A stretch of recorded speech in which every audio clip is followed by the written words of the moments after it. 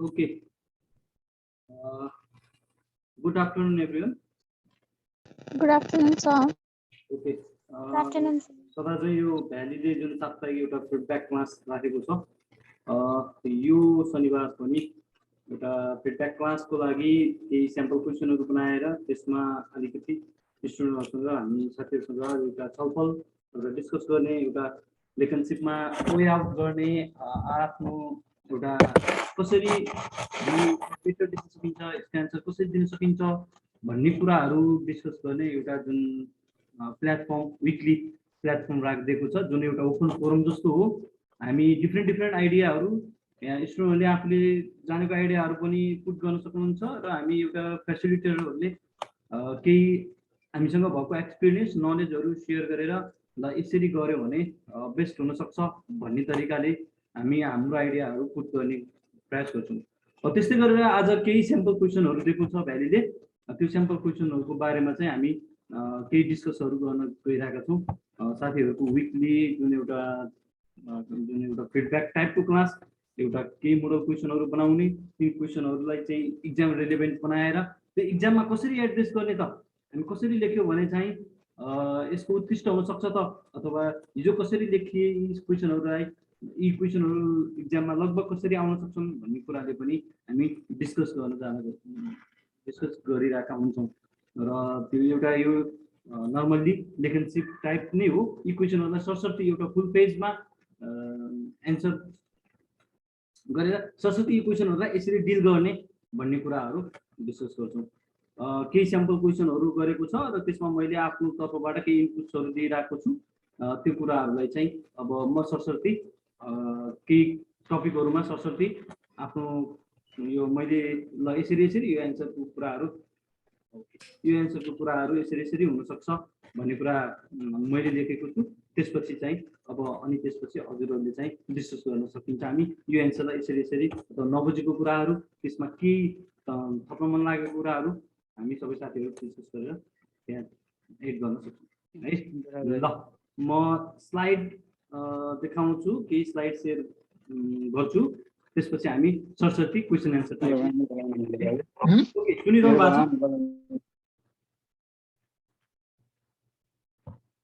छ? सुनिरहेछ sir. Okay ल म स्क्रिन सेयर गरेँ। ओके ओके देखिरहनु भएको छ? यहाँ जस मेरो स्क्रिन सेयर भइरहेछ हैन? छ। ओके ल यहाँ मलाई प्रोभाइड गरिएको फर्स्ट क्वेसन रहेछ नेपालको आर्थिक विकासमा आरबीबीले, अब आरबीबी भनेको यसै सर्ट फर्ममा सोधिएको छ, राष्ट्रिय वाणिज्य ब्याङ्क हुनुपर्छ है। राष्ट्रिय वाणिज्य ब्याङ्कले खेलेको भूमिका बारे चर्चा गर भनेर क्वेसन सोधेको छ। राष्ट्रिय वाणिज्य ब्याङ्कले अब हाम्रो अथवा आरबीबी मात्रै भनिरहेछ, यसमा यो क्वेसनलाई ट्विस्ट गरेर के पनि भन्न सक्छ भने नेपालको आर्थिक विकासमा ब्याङ्क तथा वित्तीय संस्थाहरूले खेलेको भूमिका, यसलाई अझ बोर्डले के हुन सक्छ भने ब्याङ्क तथा वित्तीय संस्थामा वित्तीय क्षेत्रको अफिसियल लेभलमा चाहिँ ब्याङ्क तथा वित्तीय क्षेत्र अथवा वित्तीय क्षेत्रले देशको आर्थिक विकासमा खेल्न सक्ने भूमिकाबारे चर्चा गर भनेर भन्न सक्छ। अब समग्र अर्थतन्त्रको एउटा वित्तीय क्षेत्रले भनेको वित्तीय क्षेत्र भनेको के हो भन्ने बुझ्नु पर्यो र त्यो समग्र वित्तीय क्षेत्रले चाहिँ इकोनोमीको डेभलपमेन्टमा चाहिँ कसरी कन्ट्रिब्युसन गर्न सक्छ भन्ने कुरा देखाउनु पर्यो। त्यो रिलेसन फाइनेन्सियल सेक्टर अथवा मनिटरी सेक्टर र रियल सेक्टरको को रिलेसन देखाउन सक्नु पर्यो यो क्वेसन। अब यो क्वेसन सरस्वती म तपाईँहरूलाई पहिला अलिकति बुझाउँछु, अलिकति रियल फ्याक्ट पिक्चरहरू देखाउँछु र अनि सल्भ गर्ने तरिकाले म यो पोइन्टहरूमा यसरी जानु होला भनेर सरस्वती भन्छु मात्रै है, केयरफुल्ली सुन्नु होला। अब कस्तो छ भने आर्थिक विकास भनेको के हो भन्ने कुरा पहिला बुझ्नु पर्यो।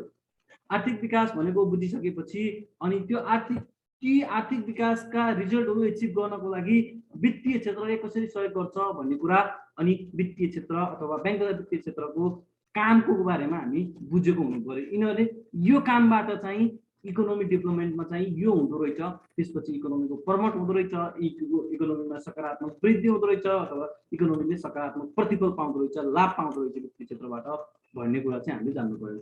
अब आर्थिक विकास भनेको नर्मल्ली धेरै कुरा नबुझौँ यहाँ, अब जस्तै यो इकोनोमिक्सको टर्म हो। आर्थिक विकास भनेकै थुप्रो कुराहरू छ, तर सरस्वती म बुझाउँदाखेरि आर्थिक विकास भनेको चाहिँ एउटा क्वान्टिटेटिभ एचिभमेन्ट हो, अर्को क्वालिटेटिभ एचिभमेन्ट हो। आर्थिक विकास जस्तो हामी एलडिसी कन्ट्रीबाट हामी डेभलपिङ कन्ट्रीमा अहिले अपग्रेड हुने भनेर जुन हामीलाई संयुक्त राष्ट्र सङ्घले एप्रुभ गर्यो, त्यो 3टा इन्डिकेटरबाट गराएको थियो। त्यो हामी एलडिसी थियौँ, एलडिसी केमा क्याटेगोराइज गर्थ्यो, हाम्रो मूलतः आर्थिक विकासकै विकास भनेको छ। आर्थिक विकासका आधारमा हामीलाई अन्डर डेभलपको रूपमा ल्याएको थियो भने अब हाम्रो एचिभमेन्टको आधारमा चाहिँ हामी डेभलपिङ कन्ट्रीमा जाँदैछौँ। भनेको आर्थिक विकास भनेको एउटा जिडिपी ग्रोथ भन्छ। जिडिपी ग्रोथमा चाहिँ हामी पर क्यापिटा इन्कम भन्छौँ, समग्र देशको अर्थतन्त्रको इन्क्रिजमेन्ट भन्छौँ, इकोनोमीको साइज वृद्धिको कुराहरू गर्छौँ। अनि एउटा त त्यो क्वान्टिटेटिभ एचिभमेन्ट भयो, अर्को क्वालिटेटिभ एचिभमेन्ट भन्ने हुन्छ। क्वालिटेटिभ भनेको हामी मानव विकास सूचाङ्कहरू, मानव विकासको यहाँ तपाईँको मानव कति छ भन्ने हुन्छ, अनि जेन्डर ह्याप्पिनेस अथवा ह्युमन ह्याप्पिनेसका कुराहरू गर्छौँ, अनि सामाजिक विकासका कुराहरू गर्छौँ, प्रशासनिक विकासका कुराहरू गर्छौँ, राजनीतिक रिफर्मका कुराहरू गर्छौँ, राजनीतिक सुधार। यो समग्र क्वालिटिभ कुरालाई चाहिँ रूपलाई चाहिँ आर्थिक विकास भन्छ है। आर्थिक विकास भनेको आर्थिक वृद्धि सँगसँगै सामाजिक वृद्धि भनेर मूलभूत रूपमा दुईटा खण्ड भनेर इङ्गित गरेको पनि पाइन्छ हो। अब हाम्रो इकोनोमिक ग्रोथ, इकोनोमिकको साइज बढाउनको लागि, इकोनोमिक ग्रोथ हुनको लागि र हाम्रो सामाजिक विकास भनेको जुन ह्युमन डेभलपमेन्ट विकास छ, मानव सूचाङ्क विकास छ, लगायत अरू प्रशासनिक छ, सांस्कृतिक विकासहरू छ हो। यो कुरालाई चाहिँ अब ब्याङ्क तथा वित्तीय संस्थाको कार्यले चाहिँ कसरी कन्ट्रिब्युट गर्छ भनेर अब हामी ब्याङ्क तथा वित्तीय संस्थाहरूको कार्यको रूपमा तिनीहरूले के काम गर्छन्, मूलतः ती कार्यबाट अनि ब्याङ्क तथा वित्तीय संस्थाहरूको कार्यबाट अनि आर्थिक विकास जसरी इकोनोमिक ग्रोथको कुरा हुन्छ, अनि त्यसपछि इकोनोमिक तपाईँको डेभलपमेन्ट सामाजिक ग्रोथको कुराहरू हुन्छ, तिनमा हेल्प पुग्छ भन्ने कुरा चाहिँ हामी रिलेसन देखाउन खोज्ने हो है।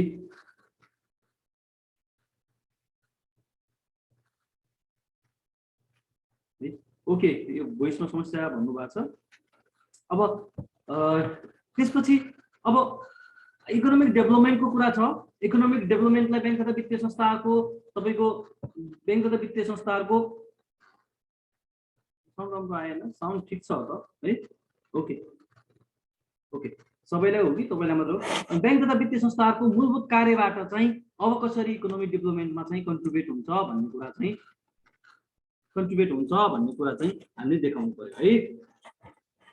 ओके ओके ओके, किन साउन्ड राम्रो आएन, काटेर आएको छ। अहिले ठिक छ?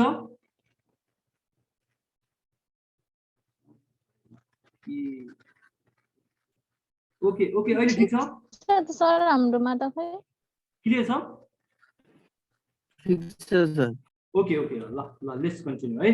ओके ओके ओके, मैले तपाईँहरूलाई थोरै है इक्जाममा हामीले पढेर गएको कुरा आएन भने पनि ठ्याक्कै हामी रिलेसन बुझ्यो भने चाहिँ अनि लेख्न सक्छौँ है।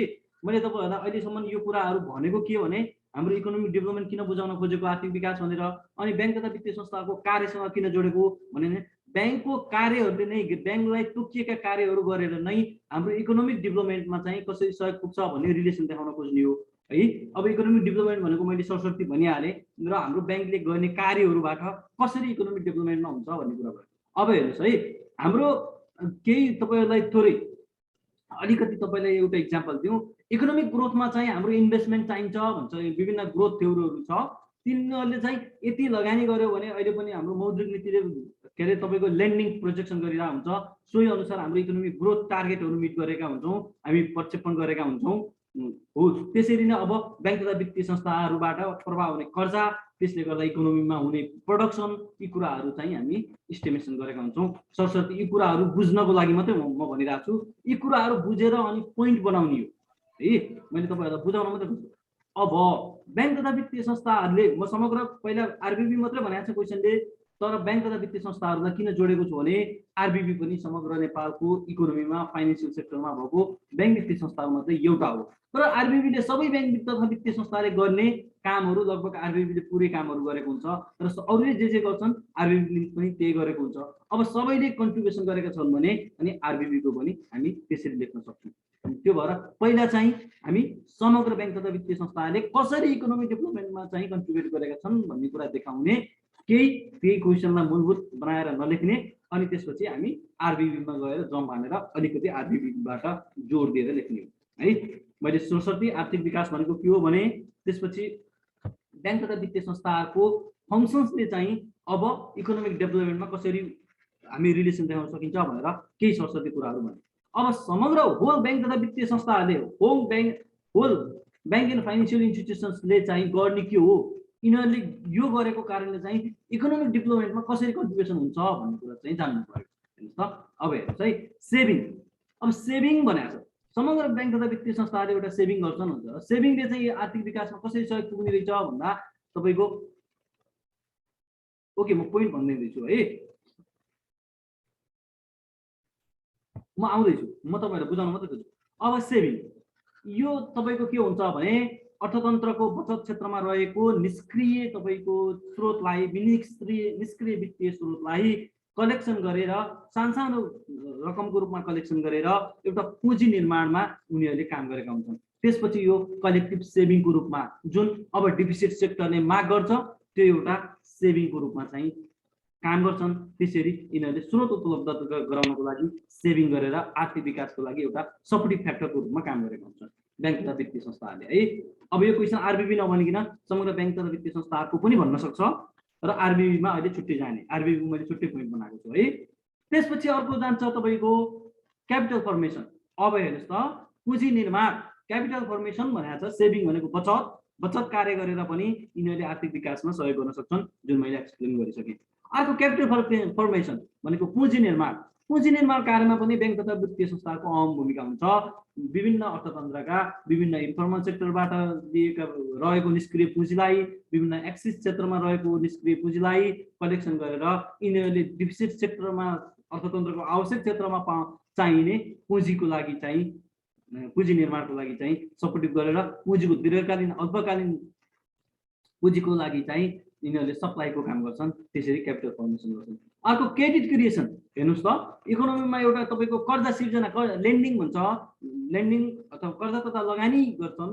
यिनीहरूले जति पनि आफूसँग सेभिङ छ, जति पनि क्यापिटल फर्मेसन गरेका छन् त्यो त यिनीहरूले ब्याङ्कमा यत्तिकै आइडिया राख्दैनन्। यिनीहरूले अब अर्थतन्त्रको विभिन्न तपाईँको लङ टर्म प्रोजेक्टहरूमा, विभिन्न तपाईँको इन्फ्रास्ट्रक्चर डेभलपमेन्टमा, विभिन्न तपाईँको हाइड्रो पावरहरूमा, विभिन्न तपाईँको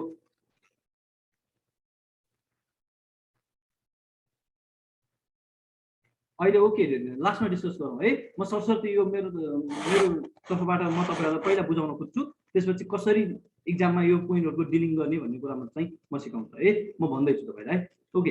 अनि क्रेडिट क्रिएसन जुन यो लगानीको क्षेत्रमा चाहिँ लगानी गर्छन्, त्यसपछि चाहिँ तपाईँको आर्थिक विकास भनेको इन्फ्रास्ट्रक्चर डेभलपमेन्ट पनि हो। तपाईँको आर्थिक विकास भनेको विभिन्न तपाईँको सामाजिक उत्थानको पनि हो। आर्थिक विकास भनेको विभिन्न गरिबी न्यूनीकरण पनि हो। आर्थिक विकास भनेको तपाईँको आम जनताको आर्थिक सशक्तिकरणको कुरा हो। यो कसरी हुन्छ त भन्दा तपाईँको जुन निमुखा, जुन गरिबी, जुन लामो दीर्घकालीन क्षेत्रमा चाहिने लगानी, यो सबैलाई चाहिँ वित्तीय स्रोत उपलब्ध गराउँछन्। त्यसलाई हामी क्रेडिट क्रिएसन भन्छौँ अथवा त्यसलाई कर्जा लगानी भन्छौँ। त्यो मार्फत यिनीहरूले आर्थिक विकासमा सहयोग गर्छन्। म तपाईँलाई अहिले बुझाउन खोज्दैछु पोइन्टहरू है। त्यसपछि वित्तीय एजेन्ट। अब वित्तीय एजेन्टको रूपमा काम गरेर यिनीहरूले वित्तीय स्रोतलाई चाहिँ तपाईँको रिसोर्स गर्छन्। तपाईँको जति धेरै इफिसियन्ट फाइनेन्सियल मार्केट भयो, जति धेरै वित्तीय एजेन्टको एउटा इफिसियन्सी आयो, त्यति धेरै इकोनोमिक डेभलपमेन्ट हुन्छ भन्छ है। हो, यिनीहरूले वित्तीय एजेन्टको रूपमा विभिन्न कार्यहरू गर्छन्। हेर्नुहोस् त, ल मानिलिउँ हाम्रो ब्याङ्क तथा वित्तीय संस्थाहरू अर्थतन्त्रमा भएन भने हामी मुद्राको कसरी परिचालन गर्छौँ, हामी विभिन्न नन फन्डेड बिजनेसहरूको कसरी काम गर्छौँ, हामी विभिन्न तपाईँको इन्टरनेसनल कारोबारहरू कसरी गर्छौँ। हेर्नुहोस् त, त्यसपछि creation and user of financial instrument. अब फाइनेन्सियल इन्स्ट्रुमेन्टका पनि यिनीहरू क्रिएटर हुन्। फाइनेन्सियल इन्स्ट्रुमेन्ट ओके है, टुल्स भन्नुभएको छ क्रेडिट क्रिएसनको टुल्सहरू। अहिले त्यो क्रेडिट क्रिएसनको अहिले आउँछ है। यो ठ्याक्कै क्रेडिट क्रिएसन भनेको त एउटा पुरै च्याप्टर नै भन्नुपर्ने हो, क्वेसनै हुनसक्छ क्रेडिट क्रिएसनको। त्यसलाई अर्को हप्ता राखौँला है क्रेडिट क्रिएसन ओके। अब अर्को creation and user of financial instrument. हेर्नु त, फाइनेन्सियल इन्स्ट्रुमेन्ट भनेका विभिन्न हुन्छन्। हाम्रो सेयरहरू हुन्छन्, डिबेन्चरहरू हुन्छन् है। त्यसपछि विभिन्न तपाईँको सर्ट टर्म लायबिलिटिज हुन्छन्, सर्ट टर्म एसेट्सहरू हुन्छन्। अब यी भएर यिनको परिचालन गरेर तपाईँको रियल सेक्टरका इन्डस्ट्रीहरूले, उद्योग कल कारखानाहरूले के गर्छन्, आफूलाई चाहिने अल्पकालीन वित्तीय स्रोत सङ्कलन गर्न सक्छन्, अल्पकालीन वित्तीय स्रोतको माग पूर्ति गर्न सक्छन्, यिनीहरूले दीर्घकालीन वित्तीय स्रोतको माग पूर्ति गर्न सक्छन्। हेर्नुहोस् त, यिनीहरूले यी नै ब्याङ्क तथा वित्तीय संस्थाहरूको माध्यमबाट गर्ने हो। यी है यिनीहरूले यही फाइनेन्सियल सेक्टरलाई युज गरेर गर्ने हो। हेर्नुहोस् त, फाइनेन्सियल सेक्टरको प्रमुख अङ्ग भनेको के हो त? ब्याङ्क वित्तीय संस्थाहरू है। हेल्प टु इन्टरनेसनल ट्रेड, अब हेर्नुहोस् त, हाम्रो एलसी भनेका छौँ, ब्याङ्क ग्यारेन्टी भनेका छौँ होइन, इम्पोर्ट एक्सपोर्ट कर्जाहरू भनेका छौँ हामी है। यी विभिन्न कुराहरूले गर्दा तपाईँको इन्टरनेसनल ट्रेडमा पनि धेरै फेसिलिटेट भएको छ। आज ब्याङ्क तथा वित्तीय संस्थाहरू नहुन्थ्यो भने हामी कसरी इन्टरनेसनल ट्रेड गर्न सक्थ्यौँ? अनि आज तपाईँको इन्टरनेसनल ट्रेड गर्न सकेन भने एउटा देश मात्रै तपाईँको सेल्फ सफिसियन्सी कसरी हुनसक्छ? हेर्नुहोस् त, यो सेल्फ सफिसियन्सीको जमाना त होइन हो। त्यो भएर है ओके, इन्टरनेसनल ट्रेड कुरा भयो। त्यसपछि इन्भेस्टमेन्टको कुराहरू भयो है। अब यहाँ इन्भेस्टमेन्ट भनेको यो फरेन डाइरेक्ट इन्भेस्टमेन्ट हुनसक्छ है, तपाईँको विदेशी विभिन्न तपाईँको फरेन डाइरेक्ट इन्भेस्टमेन्टको हुनसक्छ तपाईँको। त्यसपछि तपाईँको विभिन्न तपाईँको ग्लोबल अनि त्यहाँ तपाईँको रिजनल इन्स्टिट्युसन्सहरूबाट आउन सक्ने ऋणको कुराहरू हुनसक्छ, तिनीहरूबाट आउने तपाईँको वित्तीय सपोर्टको कुराहरू हुनसक्छ, जस्तै वर्ल्ड ब्याङ्क, आइएमएफ, एडिबी, तपाईँको एसियन इन्फ्रास्ट्रक्चर ब्याङ्क लगायतकाहरू पनि यही वित्तीय ट्रान्जेक्सनबाट अथवा यी वित्तीय संस्थाहरूबाट ट्रान्जेक्ट गरेर यिनीहरूले इन्टरमिडिएसन गरेर चाहिँ तपाईँको इन्भेस्टमेन्टहरू हुनसक्छ। यो इन्भेस्टमेन्टले अनि इकोनोमीमा चाहिँ लगानी भयो, लगानीले तपाईँको अनि प्रोडक्सन भयो, प्रोडक्सन अनि त्यहाँ तपाईँको इन्भेस्टमेन्ट साइकल हुन्छ अनि त्यसपछि इकोनोमिक एचिभमेन्ट हुनसक्छ। त्यसपछि रेमिटेन्स, हेर्नुहोस् त, रेमिटेन्स कारोबार हाम्रो त तपाईँको वार्षिक, अब त लगभग रेमिटेन्स भनेको वार्षिक बजेट बराबर नै हुन सक्यो रेमिटेन्सको कारोबार। हामी अब हेर्नु त, इकोनोमीमा रेमिटेन्स नै नआउने हो भने हाम्रो अर्थतन्त्र कसरी चल्छ? हाम्रो हाउसहोल्डहरू चाहिँ कसरी चल्छन्? हाम्रो तपाईँको व्यक्तिहरू कसरी तपाईँको आफ्नो आर्थिक आवश्यकताहरू, आफ्नो सामाजिक आवश्यकताहरू, आधारभूत आवश्यकताहरू फुलफिल गर्न सक्थे? यी कुराहरू चाहिँ भयो भनेर यी सरसर्ती केही हाइलाइटेड पोइन्टहरू भयो भनियो है।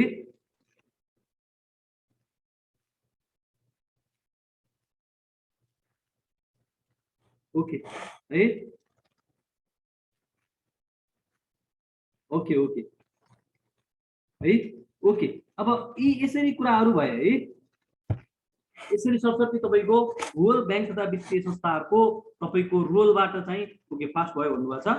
यसरी यी मूलभूत कुराहरू गरेर तपाईँको अर्थतन्त्रलाई कन्ट्रिब्युसन गर्न सक्छ भन्ने कुरा भयो। अब इक्जाममा लेख्ने बेलामा मैले किन आरबिबीको सुधिरहेछ, किन ब्याङ्क तथा समग्र ब्याङ्क तथा वित्तीय संस्थाहरूको भने तपाईँको अब ब्याकग्राउन्डमा के भन्ने भने सुरुमा आर्थिक विकास भनेको के हो भनेर लेख्ने सुरुमा, त्यसपछि ब्याङ्क तथा वित्तीय संस्थाहरूले मूलभूत रूपमा यी कामहरू गर्छन्, यस्ता कार्यहरूबाट समग्र ब्याङ्क तथा वित्तीय संस्थाहरूले देशको आर्थिक विकासमा यसरी कन्ट्रिब्युसन दिन सक्छन् भन्ने। र राष्ट्रिय वाणिज्य ब्याङ्क पनि नेपालको वित्तीय क्षेत्रको, ब्याङ्किङ क्षेत्रको एउटा ब्याङ्क तथा वित्तीय संस्था नै हो। यसले आफ्नो स्थापना कालदेखि भनेको 2022 सालबाट विभिन्न कार्यहरू गरी देशको अर्थतन्त्र, आर्थिक, सामाजिक, राजनीतिक, प्रशासनिक विकासमा अहम भूमिका खेलेको पाउन सकिन्छ, जसलाई निम्न अनुसार उल्लेख गर्न सकिन्छ भन्ने।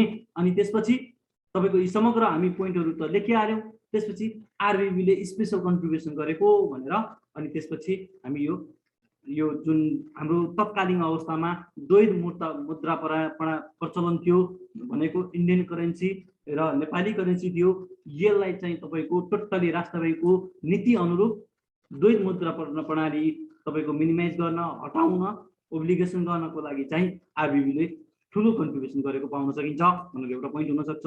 त्यसपछि आरबिबी तत्कालिक अवस्थामा नेपालमा अत्यन्त न्यून ब्याङ्क तथा वित्तीय संस्थाहरू स्थापना भएका भए तापनि यसले दुर्गम, दूरदराज गाउँमा आफ्नो शाखा सञ्जाल विस्तार गरी अर्थतन्त्रको ग्रामीण क्षेत्रको मोनिटाइजेसन गर्न, अर्थतन्त्रको मोनिटाइजेसन गर्न एउटा पोयनियर ब्याङ्कको अथवा प्रमुख अग्रणी ब्याङ्कको रूपमा भूमिका खेलेको पाउन सकिन्छ भनेर सेकेन्ड पोइन्ट बनाउन सकिन्छ। त्यसपछि फर्मलाइजेसन अफ इकोनोमीलाई हाम्रो तत्कालिक अवस्थामा न्यून क्षेत्रमा ब्याङ्क तथा वित्तीय संस्थाहरू भएका र हाल पनि तपाईँको ब्याङ्क तथा वित्तीय संस्थाहरूमध्ये ठुलो शाखा सञ्जाल भएको संस्था भएको कारणले यसले आम इन्फर्मल तपाईँको इकोनोमी भन्दा बाहिर भएको तपाईँको वित्तीय कारोबारलाई, आर्थिक कारोबारलाई विभिन्न औपचारिक गर्दै ल्याएको पाउन सकिन्छ भनेर यो पोइन्ट बनाउन सकियो। अनि helps to government and central bank objectives, हेर्नुहोस् है, यो भनेको नितान्त आरबिबीले मात्र, यो सेकेन्ड पोइन्टमा जुन specific role of the RBI भनेको छु, आरबिबीले मात्र नितान्त तपाईँको स्पेसिफिक के काम गरेको थियो भनेर भनेको है। त्यो भएर मैले तपाईँलाई यहाँ छुट्टै पहिला त होल तपाईँको ब्याङ्क तथा वित्तीय संस्थाहरूले के कन्ट्रिब्युसन गरेका छन् भन्ने कुरा भए, त्यसपछि चाहिँ आरबिबीले मात्रै स्थापना कालदेखि कसरी गर्दै आइरहेको चाहिँ आरबिबीको छुट्टै क्वेसन छ भएको भएर अब आरबिबीले मात्रै गरेका कन्ट्रिब्युसनलाई छुट्टै पोइन्टहरू निकाल्नुपर्छ भनेर मैले यसरी छुट्टै स्पेसिफिक रोल अफ आरबिबी भनेको ड्युल करेन्सी सिस्टमको लागि चाहिँ मिनिमाइज गर्नको लागि, एउटा तपाईँको monetisation of the remote area र भिलेज एरिया ग्रामीण मौद्रिकीकरणको लागि भयो, अर्को इकोनोमिक फर्मलाइजेसनको कुराहरू भयो, त्यसपछि अर्को गभर्मेन्ट ट्रान्जेक्सनको लागि अथवा सेन्ट्रल ब्याङ्क र गभर्मेन्टको तपाईँको जुन वित्तीय साक्षरता छ, वित्तीय समावेशीकरण छ, वित्तीय पहुँच विस्तारको छ, यी कुराहरूमा पनि तपाईँको हेर्नुहोस् त प्राइभेट ब्याङ्कहरू तपाईँको प्रोफिट सेन्ट्रिक तपाईँको सहर सेन्ट्रिक हुँदा हाम्रो आरबिबी नेपाल ब्याङ्क कृषि विकास ब्याङ्कहरू तपाईँको सामाजिक उत्तरदायित्व भावना बोकेर गाउँ गाउँ पुगेका छन्। उनीहरूको प्रोफिट के अरे म्याक्सिमाइजेसन भन्दा पनि उनीहरू सोसियल अब्लिगेसन पनि हाम्रो हो, नेसनल अब्लिगेसन पनि हाम्रो हो भन्ने फर्स्ट प्रायोरिटी राखेर उनीहरू गाउँ गाउँ पुगेका छन्। यसले गर्दा तपाईँको सेन्ट्रल ब्याङ्कको सरकारको उद्देश्य प्राप्तिमा सहयोग पुगेको छ।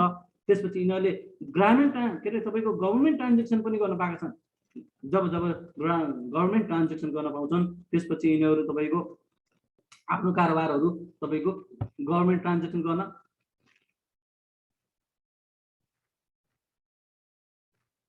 मैले भनिदिइरहेको छु है, भनिदिइरहेको छु, तपाईँ नेपालीमा एक्सप्लेन गरिरहेको छु है, लेखे पनि है।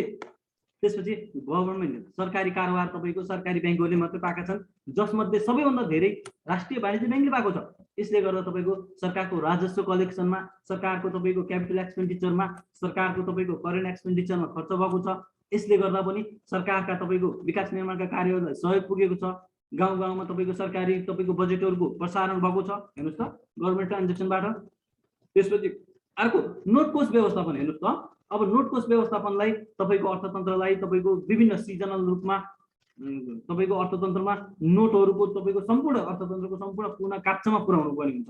अब यिनीहरूले चाहिँ तपाईँको नोट कोष व्यवस्थापन गरेका छन्, यिनीहरूले भारू कोष व्यवस्थापन गरेका छन्, जुन हाम्रो सिलेबसमा पनि पढ्नुपर्छ। नोट कोष व्यवस्थापन तथा भारू कोष व्यवस्थापन भनेर यी कुराहरू पनि यिनीहरूले म्यानेजमेन्ट गरेर तपाईँको इकोनोमीलाई तपाईँको सहयोग गरेका छन्, सरकारलाई सहयोग गरेका छन् है। अनि भल्ट म्यानेजमेन्ट तपाईँको हेर्नुहोस् त ग्रामीण क्षेत्रमा तपाईँको ठुल्ठुलो पैसाहरूको चाहिँ भल्ट म्यानेजमेन्ट गरेका छन्। यसरी investment and promotion of Pep's भनेको छ। तत्कालीन अवस्थामा तपाईँको विभिन्न आवश्यक क्षेत्रहरूमा लगानी गरेका थिए। विभिन्न कतिपय तपाईँको सार्वजनिक संस्थानहरू प्रमोट गर्नको लागि चाहिँ यिनीहरूले तपाईँको लगानी तथा सहयोग गरेका थिए, विभिन्न कन्सल्टिङ फेसिलिटिजहरू दिएका थिए हेर्नुहोस् त। यसरी चाहिँ तपाईँको ओके लेखाउन चाहिँ तपाईँले यो अडियो पाउनुहुन्छ अहिले।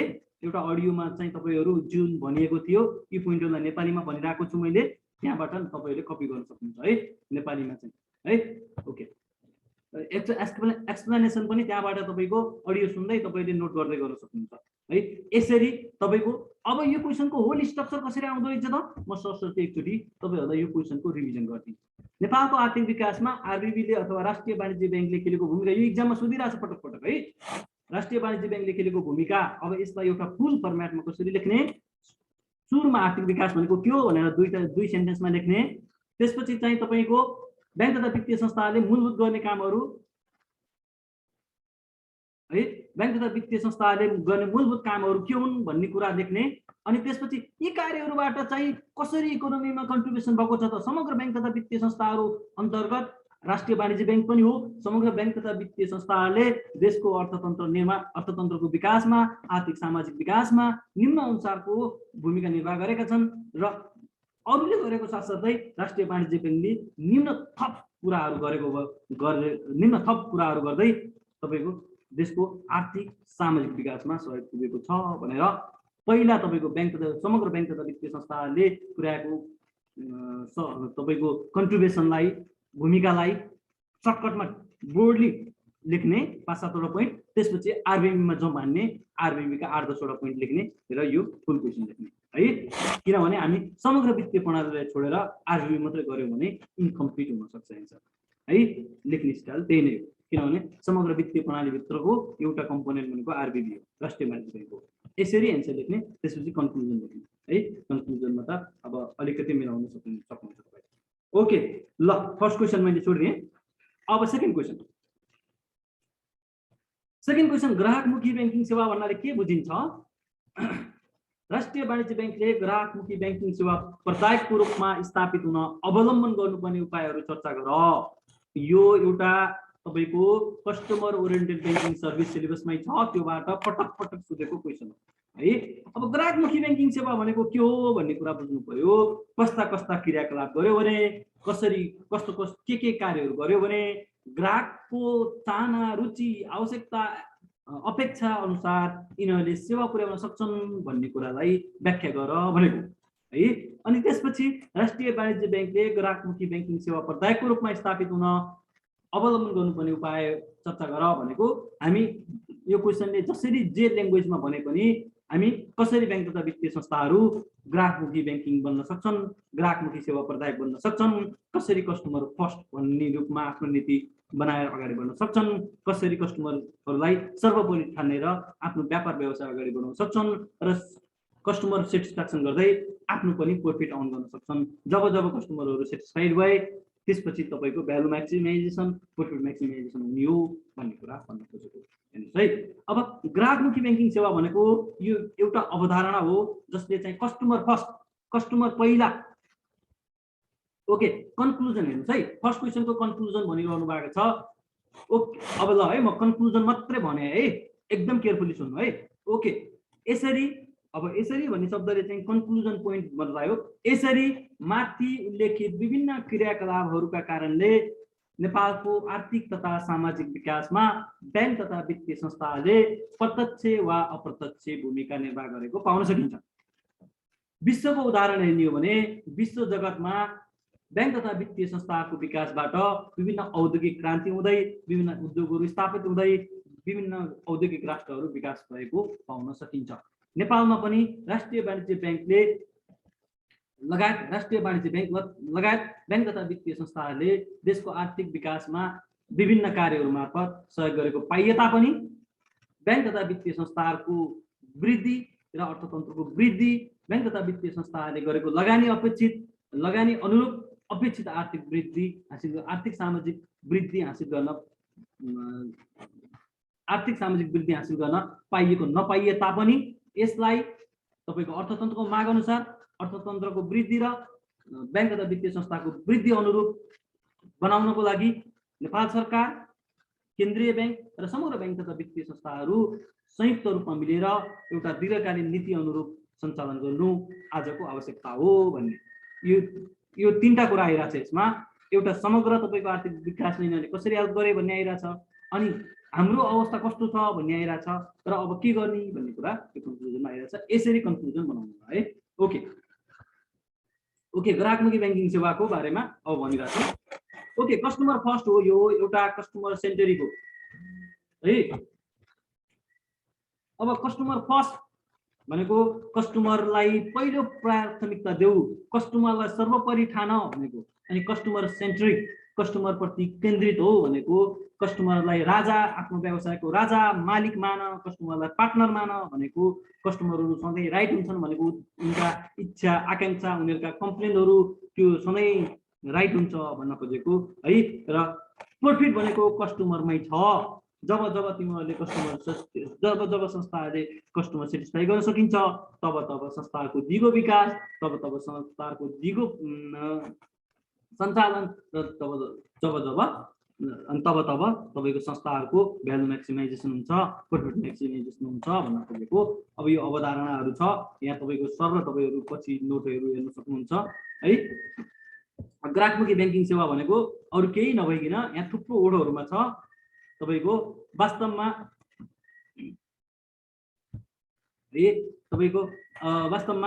व्यवसायका राजा मानिने ग्राहकहरूलाई हेर्नुहोस् है। ठ्याक्कै यसको डेफिनेसन छ। ग्राहकमुखी ब्याङ्किङ सेवा भन्नाले ग्राहकको माग, चाहना, रुचि अनुसार वस्तु तथा सेवा उत्पादन गरी ग्राहकको पूर्ण रूपमा सन्तुष्टि हुने गरी आफ्ना व्यावसायिक क्रियाकलाप गर्ने कार्य नै वास्तवमा ग्राहकमुखी ब्याङ्किङ सेवा हो भनेको छ। यो एउटा होलिस्टिक कन्सेप्ट हो, यो प्रडक्ट कन्सेप्ट नभइकन हिजो तपाईँको टेलिङ एन्ड सेलिङ कन्सेप्टबाट रूपान्तरित भएर परिवर्तन भएर आज होलिस्टिक, आज कस्टमरलाई हेरेर कस्टमरको निड एसेसमेन्ट गरेर तपाईले वस्तु तथा सेवा बिक्री गर, उत्पादन गर र उनीहरूको डेलिभर गर भनेर जुन होलिस्टिक कन्सेप्ट हुन्छ त्यो भन्छ। यो मार्केट ड्राइभन प्रोडक्ट एन्ड सर्भिस उत्पादन गर्ने प्रणाली हो। यसले कस्ट एन्ड टाइमलाई पनि ध्यान दिन्छ, यसले कस्टमर बेनिफिटलाई ध्यान दिन्छ भन्ने कुराहरू गर्छ। यसले भ्यालु एक्सचेन्जका कुराहरू पनि गर्छ। यहाँ थुप्रो छ है। ल अब राष्ट्रिय वाणिज्य ब्याङ्कले ग्राहकमुखी ब्याङ्किङ सेवा प्रदान गर्नको लागि चाहिँ मुख्य रूपमा के गर्नुपर्छ भनेको छ। मुख्य रूपमा यसको तपाईको 3 चरणमा चाहिँ यसको तपाईको साइकल हुन्छ। 3 चरण इन्टु होल तपाईको कन्जम्पसन साइकल भन्ने हुन्छ। कन्जम्पसन साइकलको 3 चरण हुन्छ। त्यो कन्जम्पसन साइकल समग्र कन्जम्पसन साइकललाई नै यसले चाहिँ तपाईको रिफाइन गर्नुपर्ने हुन्छ अथवा कन्जम्पसन साइकलका प्रत्येक साइकलमा चाहिँ प्रभावकारी बनाउनु पर्ने हुन्छ। एउटा प्रडक्ट एन्ड सर्भिस डेभलपमेन्टमा अब ग्राहकहरूलाई के प्रडक्टहरू चाहिएको छ, के सर्भिसहरू चाहिएको छ त्यसको आइडेन्टिफिकेसन गर्ने अनि त्यही सोही अनुसार बनाउने। त्यो फेजमा हामीले तपाईको ग्राहकहरूको मुख्य चाहनालाई चाहिँ तपाईको ग्राहकहरूको क्षमतालाई चाहिँ ग्राहकहरूको तपाईको अपेक्षालाई चाहिँ सम्बोधन हुने गरेर गर्नुपर्छ। तब मात्र हामीले ग्राहक लक्षित हुन्छ भन्छ एउटा। अनि त्यो डेभलप गर्ने बेलामै हाम्रो रङ डेभलपमेन्ट भयो, हाम्रो प्रडक्ट रङ भयो, हाम्रो सर्भिस रङ भयो भने त्यो गर्ने। हेर्नुहोस् त, मानिलिउँ नेपालमा आम तपाईँको डेबिट कार्ड नभइकन आम डलर कार्ड मात्रै तपाईँको राष्ट्रिय वाणिज्य ब्याङ्कले सिर्जना गर्यो भने डलर कार्ड तपाईँको चाहिने कतिजना कस्टमर हुन सक्छन्। हेर्नुहोस् त, हामी त ग्रामीण ब्याङ्क हो राष्ट्रिय वाणिज्य ब्याङ्क। अब सबैले डलर कार्ड हुँदैनन् अनि त्यसपछि चाहिँ त्यो डलर कार्डको त्यति धेरै डिमान्ड हुँदैन। तर आम तपाईँको सामान्य डेबिट कार्ड, सामान्य एटिएम कार्ड बनाइयो भने त्यो तपाईँको अब एटिएम कार्ड नबोक्ने लगभग धेरै छैन है। सबैले एटिएम कार्ड हुन्छ। अब त्यो एटिएम कार्ड राष्ट्रिय वाणिज्य ब्याङ्कको मजाले तपाईँको बिक्री हुनसक्छ, मजाले माग हुनसक्छ, त्यसको फुल युटिलाइजेसन हुनसक्छ। हो त्यस्तै गरेर कस्टमरको ठ्याक्कै निड के हो, उनीहरूको ठ्याक्कै अपेक्षा के हो, उनीहरूको ठ्याक्कै क्षमता के हो, उनीहरूको ठ्याक्कै एक्सपेक्टेसन के हो, त्यो आधारमा प्रडक्ट एन्ड सर्भिस डेभलप गर भन्छ र त्यही अनुसार बजारीकरण गर, बजारमा ल्याऊ भन्छ है। त्यसपछि अर्को तपाईँको यसको डेलिभरीमा तपाईँको डेलिभरी सिस्टम चाहिँ राम्रो गराऊ। डेलिभरी सिस्टम टाइम कम हुने, कस्ट कम हुने, प्रोसेस कम हुने, डकुमेन्टेसन कम हुने, त्यो तरिकाले चाहिँ तपाईँको डेलिभरी सिस्टमहरू मिलाऊ भन्छ। प्रडक्ट एन्ड डेभलप त राम्रो छ, कस्टमर ओरिएन्टेड छ, कस्टमर फ्रेन्डली छ, कस्टमर ड्राइभन छ।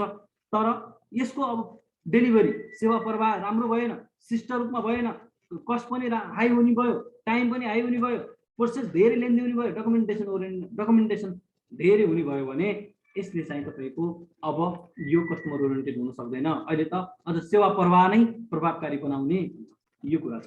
त्यसपछि पोस्ट आफ्टर सर्भिसको कुरा छ। अब तपाईँको जुन तथा वस्तु तथा सेवाहरू कस्टमरहरूलाई बेचिन्छ, कन्ज्युम गरिन्छ, त्यसपछि आउन सक्ने तपाईँको कस्टमरका ग्रिभिनेन्सहरू छन्, कस्टमरका कम्प्लेनहरू छन्, कस्टमरका थप मागहरू छन्, तिनीहरूलाई पनि एड्रेस गर्दै जाऊ। हो यो 3 फेजमा चाहिँ तिमीले मिलाउँदै गयो भने कस्टमर ओरिएन्टेड ब्याङ्किङ सर्भिस हुनसक्छ भनेर यी 3 फेजमा चाहिँ यी कुराहरू राष्ट्रिय वाणिज्य ब्याङ्कले गर्ने भनेर केही तपाईँको पोइन्टहरू बनाएर तपाईँ राखिदिँदा हुनुहुन्छ है। कस्टमर ओरिएन्टेड ब्याङ्किङ सर्भिसलाई चाहिँ त्यसरी टुङ्ग्याउन सक्नुहुन्छ। ओके, अर्को तेस्रो नम्बरको क्वेसन छ है। अब विप्रेषण भनेको के हो है, रेमिटेन्सको बारेमा क्वेसन छ। विप्रेषण भनेको के हो? नेपालको आर्थिक सामाजिक रूपान्तरणमा यसको बहुआयामिक प्रभावको चर्चा गर। बहुआयामिक मल्टिडाइमेन्सनल इम्प्याक्ट भन्छ। बहुआयामिक प्रभावको बारेमा चर्चा गर। रेमिटेन्स भनेको के हो? अब रेमिटेन्सलाई चाहिँ धेरै कन्फ्युज नहुने है। रेमिटेन्सलाई तपाईँको ठ्याक्कै इकोनोमिक ल्याङ्ग्वेजमा हेर्नु हो भने यसको के भन्छ अनि अरू तपाईँको हाम्रो ब्याङ्किङ ट्रान्जेक्सनबाट अथवा ब्याङ्किङ भाषामा चाहिँ हेऱ्यो भने के हुन्छ भने यो दुईटा पर्सपेक्टिभबाट तपाईँहरूले एन्सर दिनुभयो भने यसको जम्मा दुईटा सेन्टेन्समा रेमिटेन्सको डिफाइन गरिन्छ।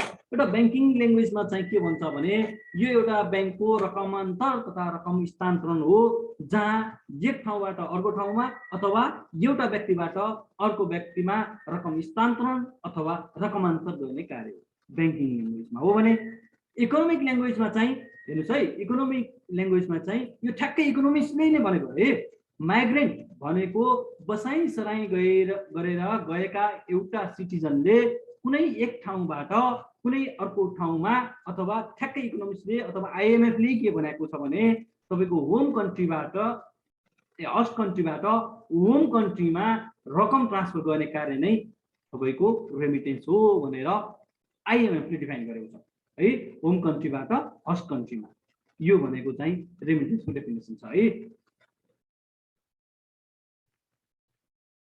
ओभर पर्मिस आउटर पर्मिस भन्दा नि ओभर पर्मिस भनेको चाहिँ नहुने बात छ, गर्नै नसकिने। ल तपाईँले हामी वारेन्टी मात्रैको कुरा गरेका छौँ, तर तपाईँलाई केही यो वस्तु तथा सेवामा फल्ट आयो भने हामी यो पुरै दिन्छौँ, अर्को नयाँ दिन्छौँ भनेर हामी विभिन्न ओभर पर्मिस गर्छौँ। यसले तपाईँको यति धेरै काम गर्छ भनेर वस्तु तथा सेवाबाट पाउने तपाईँको विभिन्न अतिरिक्त लाभ भन्दा पनि बढी कुराहरू गर्छौँ, त्यसलाई ओभर पर्मिस भन्छ है।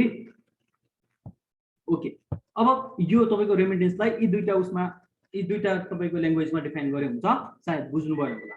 ओके, अब यसको इम्प्याक्टहरू छ हेर्नुहोस् है। यसको दुईटा तरिकाले इम्प्याक्ट छ, एउटा इकोनोमिक इम्प्याक्ट छ, इकोनोमीमा पनि पोजिटिभ र नेगेटिभ छ। त्यसपछि अर्को नन इकोनोमिक भन्ने छ अथवा सोसियल इम्प्याक्ट भन्ने छ। मैले समग्र सोसियल इम्प्याक्टलाई पनि विभिन्न खण्डमा विभाजन गरेको भएर यसलाई नन इकोनोमिक इम्प्याक्ट भनेर यसको पनि पोजिटिभ नेगेटिभ छ।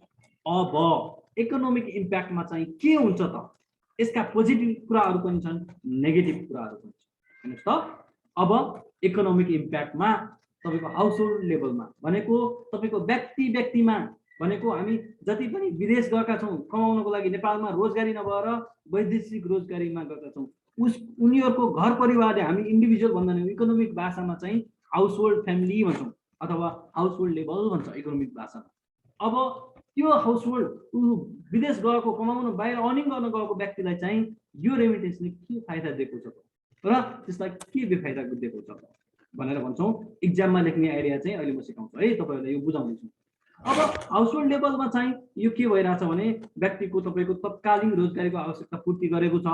तत्कालिक नेपालमा रोजगारी नभएर तपाईँको उसको आर्थिक अवस्था दयनीय भएको अवस्थामा चाहिँ उसको आर्थिक तपाईँको फुलफिल गरेको छ, आर्थिक फुलफिलमेन्टहरू गरेको छ, उसको साधारण आवश्यकताहरू फुलफिल गर्नको लागि सहयोग गरेको छ। उसको केही अलिअलि भए पनि तपाईँको इकोनोमिक तपाईँको स्ट्रेन्थेन भनेको आर्थिक सशक्तिकरण बढेको छ एउटा व्यक्ति। हेर्नुहोस् त, आज हाम्रो गरिबी उन्मूलन भएको तपाईँको रिसर्चै छ, राष्ट्र ब्याङ्कले रिसर्च गरेको छ, आइएमएफले रिसर्च गरेको छ, तपाईँको राष्ट्रिय योजना आयोगले रिसर्च गरेको छ। नेपालको आज गरिबी उन्मूलनमा तपाईँको के भन्दा सरकारका नीति तथा कार्यक्रम भन्दा पनि वैदेशिक रोजगारीले चाहिँ गरिबी उन्मूलनमा अथवा गरिबी जसरी गरिबीको पर्सेन्टेजहरू घट्दै आएको छ, यो मेजर कन्ट्रिब्युसन भनेको चाहिँ रेमिटेन्स हो अथवा वैदेशिक रोजगारी हो भनेर रिपोर्ट आएको छ। हेर्नुहोस् त, कति ठुलो इम्प्याक्ट छ हाम्रो नेपालमा। अब एउटा व्यक्तिलाई चाहिँ गरिबीको चक्रबाट निस्किन यसले सहयोग गर्यो। अब सोसियल तपाईँको गरिबीको एउटा चक्र छ नि हो, सोसियल रूपमा पनि अब सोसियल स्टाटसहरू भए, समाजहरू अलिकति तपाईँको हिजो तपाईँको परम्परागत पेसाबाट अब बाहिर निस्किन लाग्यो उनीहरू, तपाईँको वैदेशिक रोजगारीमा गए, उनीहरूले केही अर्निङ गरे, केही सेभिङ गरे, आएर तपाईँको तपाईँको इन्टरप्रेन्योरसिपका होइन सेल्फ तपाईँको उद्यमशीलताका कामहरू केही गर्न लाए, केही रेमिटेन्सबाट तपाईँको कमाएकोलाई ब्याङ्कबाट केही लोन लिए अनि त्यसपछि त्यो उद्यमशीलतातिर लागे। यसले सोसाइटीमा पनि केही इम्प्याक्ट गरेको छ।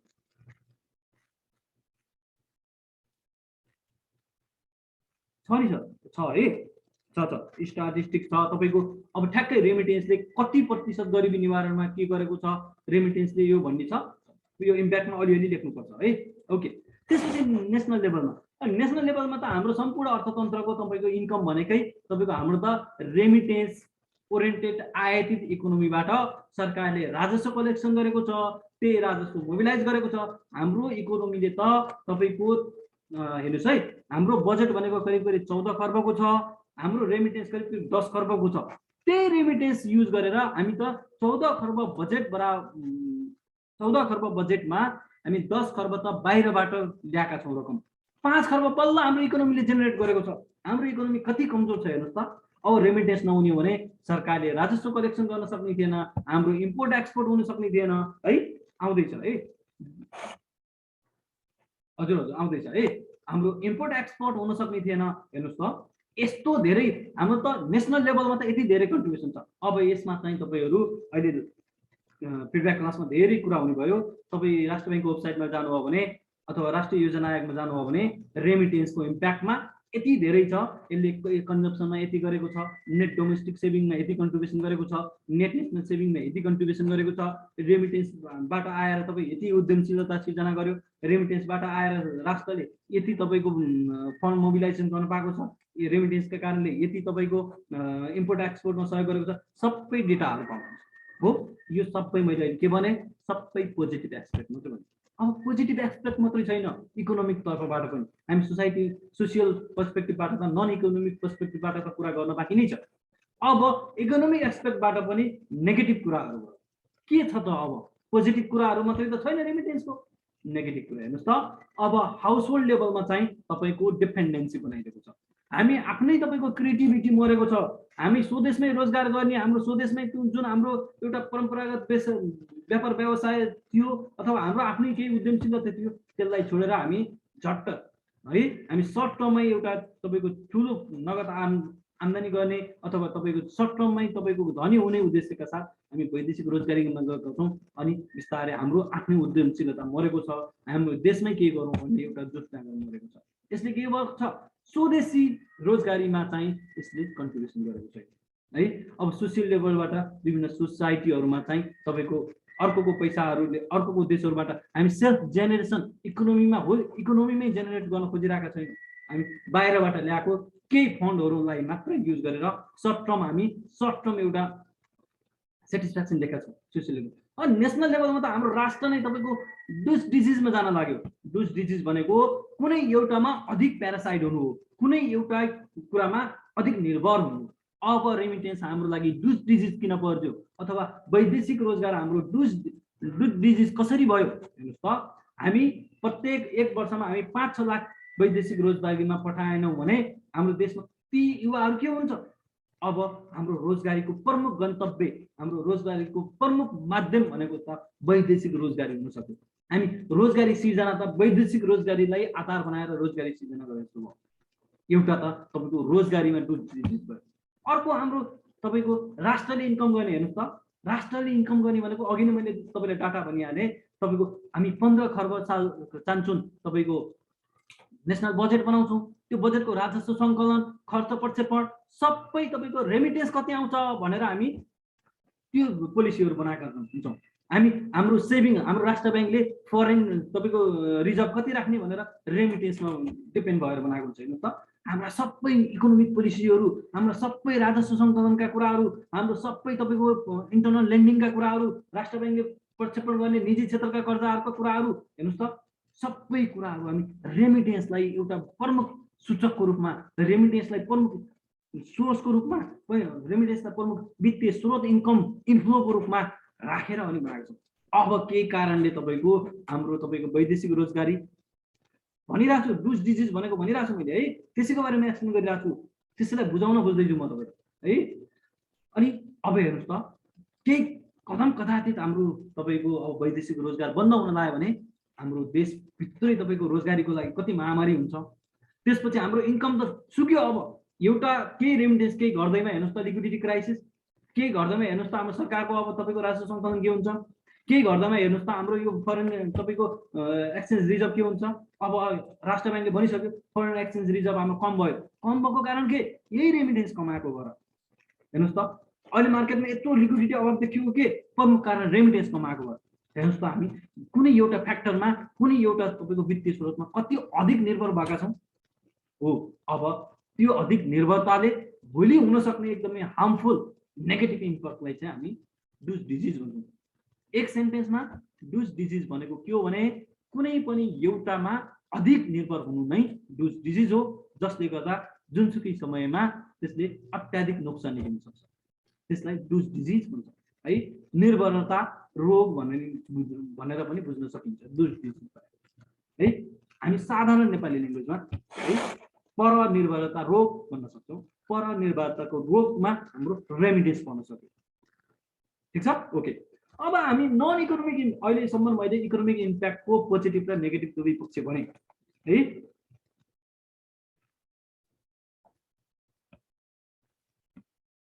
अहिले म भन्छु है सरस्वती, म तपाईँलाई यो पोइन्टहरू मात्र बुझाउन खोजिरहेको छु। ओके, अब नन इकोनोमिक इम्प्याक्टमा चाहिँ तपाईँको पोजिटिभ र नेगेटिभ छ। सोसाइटीमा के छ, समग्र अहिले सोसाइटीहरू तपाईँको इकोनोमिक, अब सोसाइटीहरूमा नयाँ कल्चर आएको छ। सोसाइटीहरूमा तपाईँको एउटा सोसाइटी तपाईँको गाउँ तपाईँको अहिले हेर्नुहोस् त, गाउँ अर्बनाइजेसन भएको छ। गाउँमा तपाईँको केही भए पनि तपाईँको विकासका पूर्वाधारहरू जाने एउटा तपाईँको केही भाइबिलिटी आएको छ है।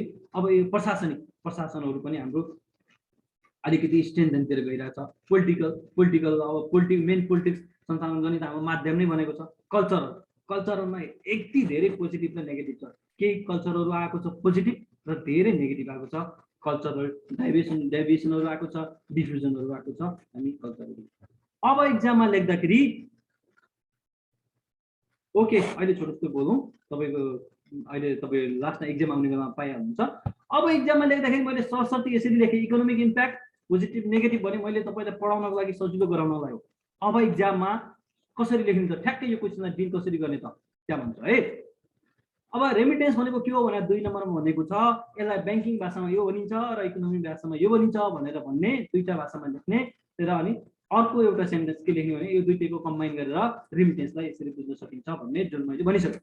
अब आर्थिक सामाजिक रूपान्तरणमा यसको बहुआयामिक प्रभावको बारेमा चर्चा गर भनेको छ। अब आर्थिक पनि भनेको छ, सामाजिक पनि भनेको छ। त्यो भएर रेमिटेन्सले नेपालको आर्थिक रूपान्तरणमा निम्न भूमिका खेलेको छ भनेर 3 तहमा लेख्ने, एउटा इन्डिभिजुअल लेभलमा, सोसियल लेभलमा र नेसनल लेभलमा भन्ने। अनि इन्डिभिजुअल लेभलमा 2-4वटा पोइन्टहरू लेख्ने। ओके, म हालको अवस्था भनिदिन्छु है। इन्डिभिजुअल लेभलको अवस्थामा भन्ने, सोसियल लेभलको अवस्थामा भन्ने, नेसनल लेभलको अवस्थामा भन्ने। इन्डिभिजुअल लेभलको अवस्थामा 2टा पोइन्ट भने हुन्छ, सोसियल लेभलको अवस्थामा 2टा पोइन्ट भन्ने हुन्छ, नेसनल लेभलको अवस्थामा 5वटा पोइन्टहरू भन्ने। सर्टकट पोइन्टहरू हामी 5-7वटा पोइन्टहरू लेख्न सक्छौँ है, समग्र 8-10वटा पोइन्टहरू लेख्न सक्छौँ। त्यसपछि नन इकोनोमिक इम्प्याक्टलाई चाहिँ समग्र 4वटा पोइन्टहरू छन्, जुन सोसाइटी, जुन एडमिनिस्ट्रेसन, जुन पोलिटिकल छ, जुन कल्चरल छ। यिनीहरूको पोजिटिभ इम्प्याक्टको एउटै प्याराग्राफमा अथवा एउटै पोइन्टमा हामी गर्न सक्छौँ। त्यसपछि गएर नेगेटिभ रूपमा लेख्ने। अब नेगेटिभ इम्प्याक्ट पनि सोधेको छ, प्रभाव भनिसकेपछि त पोजिटिभ नेगेटिभ लेख्नु पर्यो। अब नेगेटिभ रूपमा चाहिँ इकोनोमीमा यसरी, इकोनोमी तपाईँको अधिक रेमिटेन्स निर्भरता भएको छ, डिजिजको अवस्था आउन लागेको छ। हाम्रो सम्पूर्ण इकोनोमिक साइकलहरू नै रेमिटेन्स डिपेन्डेन्ट भएको छ। हाम्रो एफसिआई फरेन एक्सचेन्ज रिजर्भ पनि रेमिटेन्समा डिपेन्डेन्ट भएको छ। हाम्रो बिओपी, हाम्रो तपाईँको करेन्ट एकाउन्ट, यो सबै नेगेटिभमा डिपेन्ड भएको छ। हाम्रो सरकारको राजस्व सङ्कलन तपाईँको के अरे रेमिटेन्समा डिपेन्ड भएको छ। यसरी गर्दा हाम्रो समग्रतामा इकोनोमी नै एउटा परनिर्भर भएको छ। इकोनोमीमा एउटा ट्रान्जेक्सन ओरिएन्टेड इकोनोमीको रूपमा विस्तार भएको छ भनेर भन्यो है। ट्रान्जेक्सन ओरिएन्टेड इकोनोमीमा विस्तार भएको छ। समग्रतामा हाम्रो के भएको छ, मात्र बाहिरबाट केही पैसा ल्याऊ, त्यो पैसाको यहाँ तपाईँको उत्पादन गर होइन, यहाँ पैसाको ट्रेड गर, अनि आयातित वस्तुहरू ल्याऊ, कन्जम्सन ओरिएन्टेड गर, अनि 2-4 महिना उपभोग गर, रमाऊ, अनि 2-4 वर्षपछि हात खाली गरेर बस। त्यस्तो इकोनोमी बनाएको छ। त्यो नेगेटिभ भयो। एउटा पोइन्टमा इकोनोमिकको नेगेटिभ हालिदिने र अर्को पोइन्टमा चाहिँ नन इकोनोमिकको नेगेटिभ पोइन्ट हालिदिने। यसरी गरेर समग्र एउटा तपाईँको पोइन्टलाई चाहिँ, एउटा क्वेसनलाई चाहिँ कम्प्लिट गर्न सकिन्छ है। बुझ्नु भएको छ होला नि है। ओके, ल यसको चाहिँ तपाईँको मजाले लेख्ने है। लेख्ने आइडिया बुझ्नुभयो होला, नबुझेको भएपछि रेकर्ड सुन्नु हो भने क्लियरली भनिदिएको छु मैले सबै है। एउटा फुल फर्मेटमा एन्सर भनिदिएको छु, कन्क्लुजन भनेको चाहिँ छैन। ओके, अब डाटाबेस म्यानेजमेन्ट भनेको के हो भने चाहिँ आइटीबाट एउटा क्वेसन आएको छ। डाटाबेस म्यानेजमेन्ट भनेको के हो, ब्याङ्क तथा वित्तीय संस्थाहरूमा पाइने डाटाबेसका प्रकारहरू उल्लेख गर है।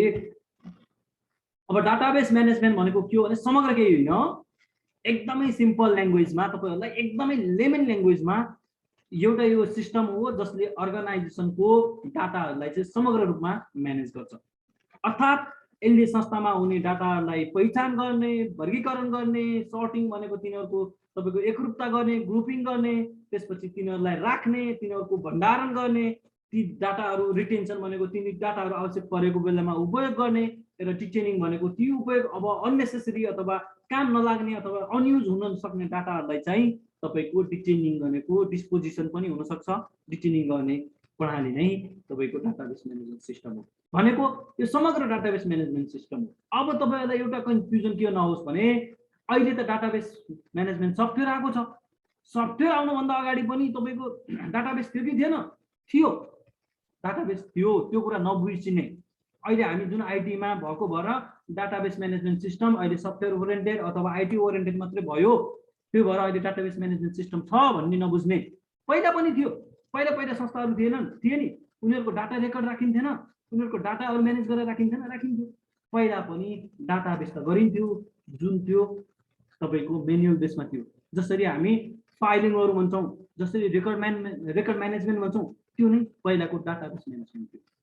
अब अहिले हामी सफ्टवेयर बेस, नेटवर्क बेस अथवा विभिन्न अहिले टाइप्सहरू छ, विभिन्न डाटाबेस म्यानेजमेन्टका कुराहरू छ, ती बेसमा भएका छन् है। समग्र अरू केही पनि होइन, हेर्नुहोस् एकदमै तपाईँको आइटी भनिसकेपछि स्टुडेन्टहरू अलिकति नबुझे जस्तो गरेको पाइन्छ, केही पनि होइन। समग्र संस्थामा हुने डाटाहरूको चाहिँ समग्र व्यवस्थापनको लागि गर्ने कुराहरू हो। यो समग्र व्यवस्थापनमा विभिन्न कार्यहरू हुन्छन्, जसले आइडेन्टिफिकेसन गर्छ, पहिचान गर्छ, क्लासिफिकेसन वर्गीकरण गर्छ, सर्टिङ गर्छ, यिनीहरूको ग्रुपिङ गर्ने भनेको सर्टिङ गर्ने अथवा छुट्याउने भनेको, अनि त्यसपछि किपिङ राख्ने भनेको, अनि स्टोरिङ भनेको भण्डारण गर्ने हो, रिटेन भनेको आवश्यक परेको बेलामा लिने अथवा तिनीहरूलाई रिफाइनमेन्ट गर्ने हो, डिटेनिङ भनेको अथवा डिस्पोजिसन गर्ने हो। अब यसको अहिले तपाईँको सफ्टवेयर बेस तपाईँको इक्जाम्पलहरू हेर्नु हो भने तपाईँको DB2 भन्ने छ, MySQL भन्ने छ, MS Access छ, यी नयाँ तपाईँको सफ्टवेयर बेसका छन्। पहिलाका तपाईँको मेन्युअली पनि हुन्थ्यो, मैले जुन तपाईँहरूलाई भनिसकेँ। अब डाटाबेसका प्रकारहरू ब्याङ्क तथा वित्तीय संस्थाहरूमा पाइने डाटाबेसका प्रकारहरू हेर्नुहोस् है। अब इक्जाममा यो सबै डाटाबेसहरू उल्लेख गरेर सबैको एक्सप्लेन गर्न सकिन्छ भने गर्ने, सकिन्न भने मूलभूत रूपमा मुख्य डाटाबेसहरूलाई लेख्ने, तिनीहरूको एक्सप्लेन गर्ने र यी पनि छन् भनेर मेन्सन गर्दै छोड्ने है। अब रिलेसनल डाटाबेस भन्ने छ, त्यसपछि अपरेसनल भन्ने छ। यी अहिले टाइप्स मात्रै उल्लेख गरेर सर्टकटमा एक्सप्लेन मात्रै गरेर छोड्ने है। रिलेसन भनेको विभिन्न तपाईँको विभिन्न डिपार्टमेन्टहरू, विभिन्न इन्टर अर्गनाइजेसन, इन्ट्रा अर्गनाइजेसनहरूबाट आएका डाटाहरूलाई चाहिँ रिलेसनल डाटाबेस हुन सकिन्छ। अपरेसनल, अब ब्याङ्कको डे टु डे अथवा अपरेसन पर्सपेक्टिभबाट सिर्जना भएका डाटाहरूलाई चाहिँ अपरेसनल डाटा हुन्छ। डाटा वेयरहाउसमा स्टोरिङ गरेका, डाटा वेयरहाउसबाट रिटाइप गरेका डाटाहरूलाई चाहिँ डाटा वेयरहाउसिङ भनिन्छ। डिस्ट्रिब्युटेड भनेको तपाईँको वितरण गरिएका, तपाईँको अरूलाई प्रसारण गरिएका डाटाहरूलाई चाहिँ डिस्ट्रिब्युटेड डाटाबेस भनिन्छ। इन्डिभिजुअल भनेको अन्तिम समयमा डाटाको पनि विभिन्न तहहरू हुन्छन् है।